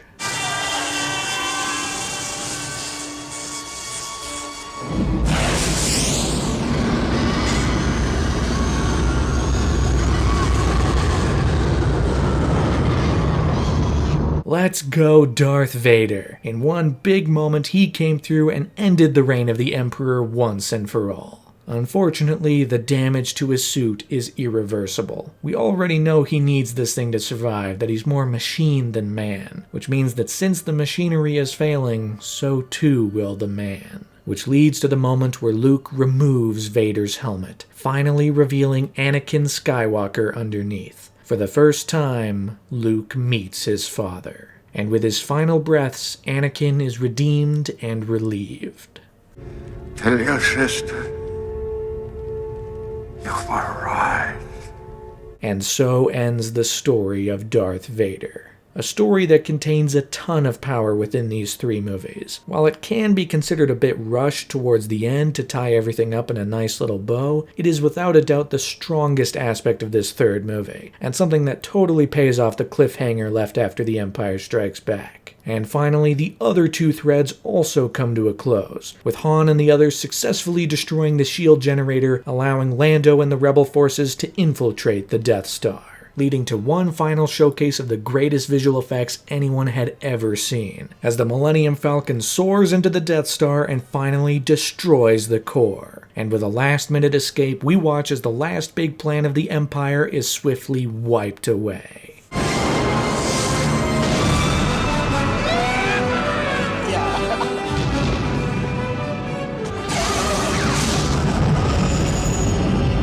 The Emperor is dead, the Empire's greatest weapon is destroyed, their plans are thwarted, and the rebellion is able to walk away victorious. It's a huge climactic series of events that, while definitely similar to the first movie, are still incredibly satisfying. They're also very bittersweet. As the last scenes come around and the celebration begins, Luke burns the body of Vader, cleanly bringing his story to a close. And finally, as the great song Yub Nub plays, we watch as the Rebels and Ewoks celebrate their victory. We watch our heroes laugh and cheer with each other. We even see the ghosts of Obi-Wan, Yoda, and Anakin Skywalker, confirming that he was able to become one with the Force. And with one final shot of our heroes, we close out the whole trilogy with one last iris wipe. That right there is Return of the Jedi. It's overall a very fun time. There's plenty of good to go around with this movie. As a whole, it is probably the weakest of the 3, but it also features individual moments that are the best in the trilogy. Reviews and reception from fans and critics was almost universally positive. People were absolutely thrilled with the conclusion to the biggest story ever told on film. There was some slight pushback, however. People criticized the more PG sensibilities and especially the kid-friendly Ewoks. Some people noticed that the movie's aims felt more geared towards toy sales than purely telling a good story. So after Jedi's release, there was a bit of division among the fanbase. But where Return of the Jedi needed to hit, it absolutely hit, with a grand finale that brought the central story of Luke and Vader to a climactic and satisfying close. And like the first 2 movies, Return of the Jedi stormed across the box office with huge numbers. Thanks to the excitement built by the previous 2 entries, Jedi opened with $23 million, making it the biggest opening weekend of any movie ever released up to that point. The first week followed suit with $45.3 million, before the ultimate final take wound up at $252 million in North America and $480 million worldwide, surpassing the already massive take for Empire and the original run of the first movie, but not the first movie's reruns. Thanks to re-releases in 1978, 79, 81, and 82, the original Star Wars had upped its domestic take from $220 million to $323 million, totaling $530 million worldwide, being the first movie ever to crack $500 million. All 3 movies in the Star Wars trilogy were absolutely massive, and thanks to their success and impact on pop culture, they would go down in history as one of the greatest film trilogies of all time. They were endlessly inventive, endlessly innovative, and told an incredibly engaging story about plucky heroes facing off against the forces of evil. Star Wars is a timeless story, a story of a young boy yearning for more and ultimately getting wrapped up in the adventure of a lifetime. And in 1984, Return of the Jedi would continue the series' reign at the Academy Awards, being nominated for 4 awards. While it didn't win any of those, it did go home with a Special Achievement Award for visual effects, continuing the trend started by the first 2 movies, the trend of creating revolutionary effects for a revolutionary movie. But for now, the story is over. The story of Luke, Han, and Leia had now been completely wrapped up. George Lucas had made his 3 movies, his original plan, and now it was time to step away. Right as Jedi was completed, Lucas went through a divorce, and without the burden of a huge Star Wars movie on his shoulders, he took his time to raise his young daughter. Lucas retreated to a personal life, allowing the legacy of his trilogy to live on for years untouched. But behind the scenes, he'd continue to innovate and push technology forward into the future. For one thing, during the making of the Star Wars trilogy, Skywalker Ranch was built in California, becoming a home home for every Lucasfilm subsidiary. ILM, THX, LucasArts, all of them could live under one roof. In fact, the ranch was even used to film Darth Vader's funeral for the end of Return of the Jedi. Several members of ILM would continue to work for the company, creating even better visual effects as the decade continued, effects for such movies as Spielberg's Temple of Doom and Robert Zemeckis' Back to the Future. Richard Edlund would ultimately leave ILM after Jedi, instead creating his own effects company, Boss Film. And Joe Johnston would also leave ILM, instead going to film school at USC, completely paid for by George Lucas to become a filmmaker in his own right, directing movies like Honey, I Shrunk the Kids and The Rocketeer. Star Wars as a franchise would also continue through the 80s, though in a much smaller capacity. 2 TV specials would be released centering entirely around the Ewoks. You had the Ewok Adventure, also known as Caravan of Courage, which was released in 1984, and in 1985 you had the Battle for Endor. Video games would carry the franchise through the decade, with arcade and Atari games released for all 3 of the movies, alongside an Ewoks video game and a Droids video game, which eventually ballooned into more ambitious video game enterprises like Dark Forces 1 and 2, released in the mid-90s. There was even a Droids animated show which aired in 1985 for 1 season. Disneyland would even get a taste of Star Wars with Star Tours in 1987, allowing fans to become active participants in the galaxy far, far away. And eventually all 3 movies would make their way to VHS, allowing people to rewatch the movies at home anytime they wanted, even introducing the new generation of kids to the adventures of Luke, Han, and Leia in their struggle against Darth Vader and the Empire. The Star Wars trilogy is a timeless story of fighting against the forces of evil and finding hope and optimism in a world where none exists. It's a trilogy that left generations inspired in innumerable ways, either to follow in the footsteps of the characters or even follow in the footsteps of the creatives behind the scenes. Star Wars was a revolution across the late 70s and early 80s, becoming some of the most successful movies of all time, trailing right behind Steven Spielberg's E.T. Now, with this trilogy wrapped up, I want to give a quick shout out to some key things that I absolutely could not make this video without. First is Empire of Dreams, a 2.5-hour documentary about the making of the original trilogy. Then there's the Disney Plus series Light and Magic, which chronicles the history of ILM from its inception, and the website The Making of Star Wars Timeline, which organized some of that information and even some other good nuggets into a comprehensive timeline complete with dates and significant events. And of course, the biggest shout out is to projects 4K77, 4K80, and 4K83. We all know that these movies have been changed over the years, and the changed editions are the most easily accessible. But these projects, under the guiding hand of Team -1, are painstaking fan-led restorations of real film prints from 1977, 1980, and 1983, to bring back the original trilogy in startling HD quality. It's a shame that the original versions of these movies are only found in fan-made projects, but stuff like this is absolutely fantastic for the preservation of not just some great movies, but of key moments in film history. And don't tell anyone, but the footage I used was from those projects. What you're seeing here is how it was presented when it first came out. No alterations whatsoever. So I want to thank all of them for being essential for me in getting this video made, and just in general for preserving the original trilogy and film history as a whole. Remember, the Force will be with you, always. But while the Star Wars story was seemingly completed, there was still a missing piece to all of this. People were acutely aware of the fact that these movies were labeled as episodes 4, 5, and 6. I mean, what franchise starts with movie number 4? Audiences and fans knew in their heart of hearts that one day there'd have to be more. But George Lucas was biding his time, relaxing with his riches until one day he'd deem it fit to reopen the Star Wars box once again. At which point he'd go back in time, telling the story of Anakin Skywalker and his fall to become the malevolent Darth Vader. There was only one question on fans' minds, one question that kept them going for years. When?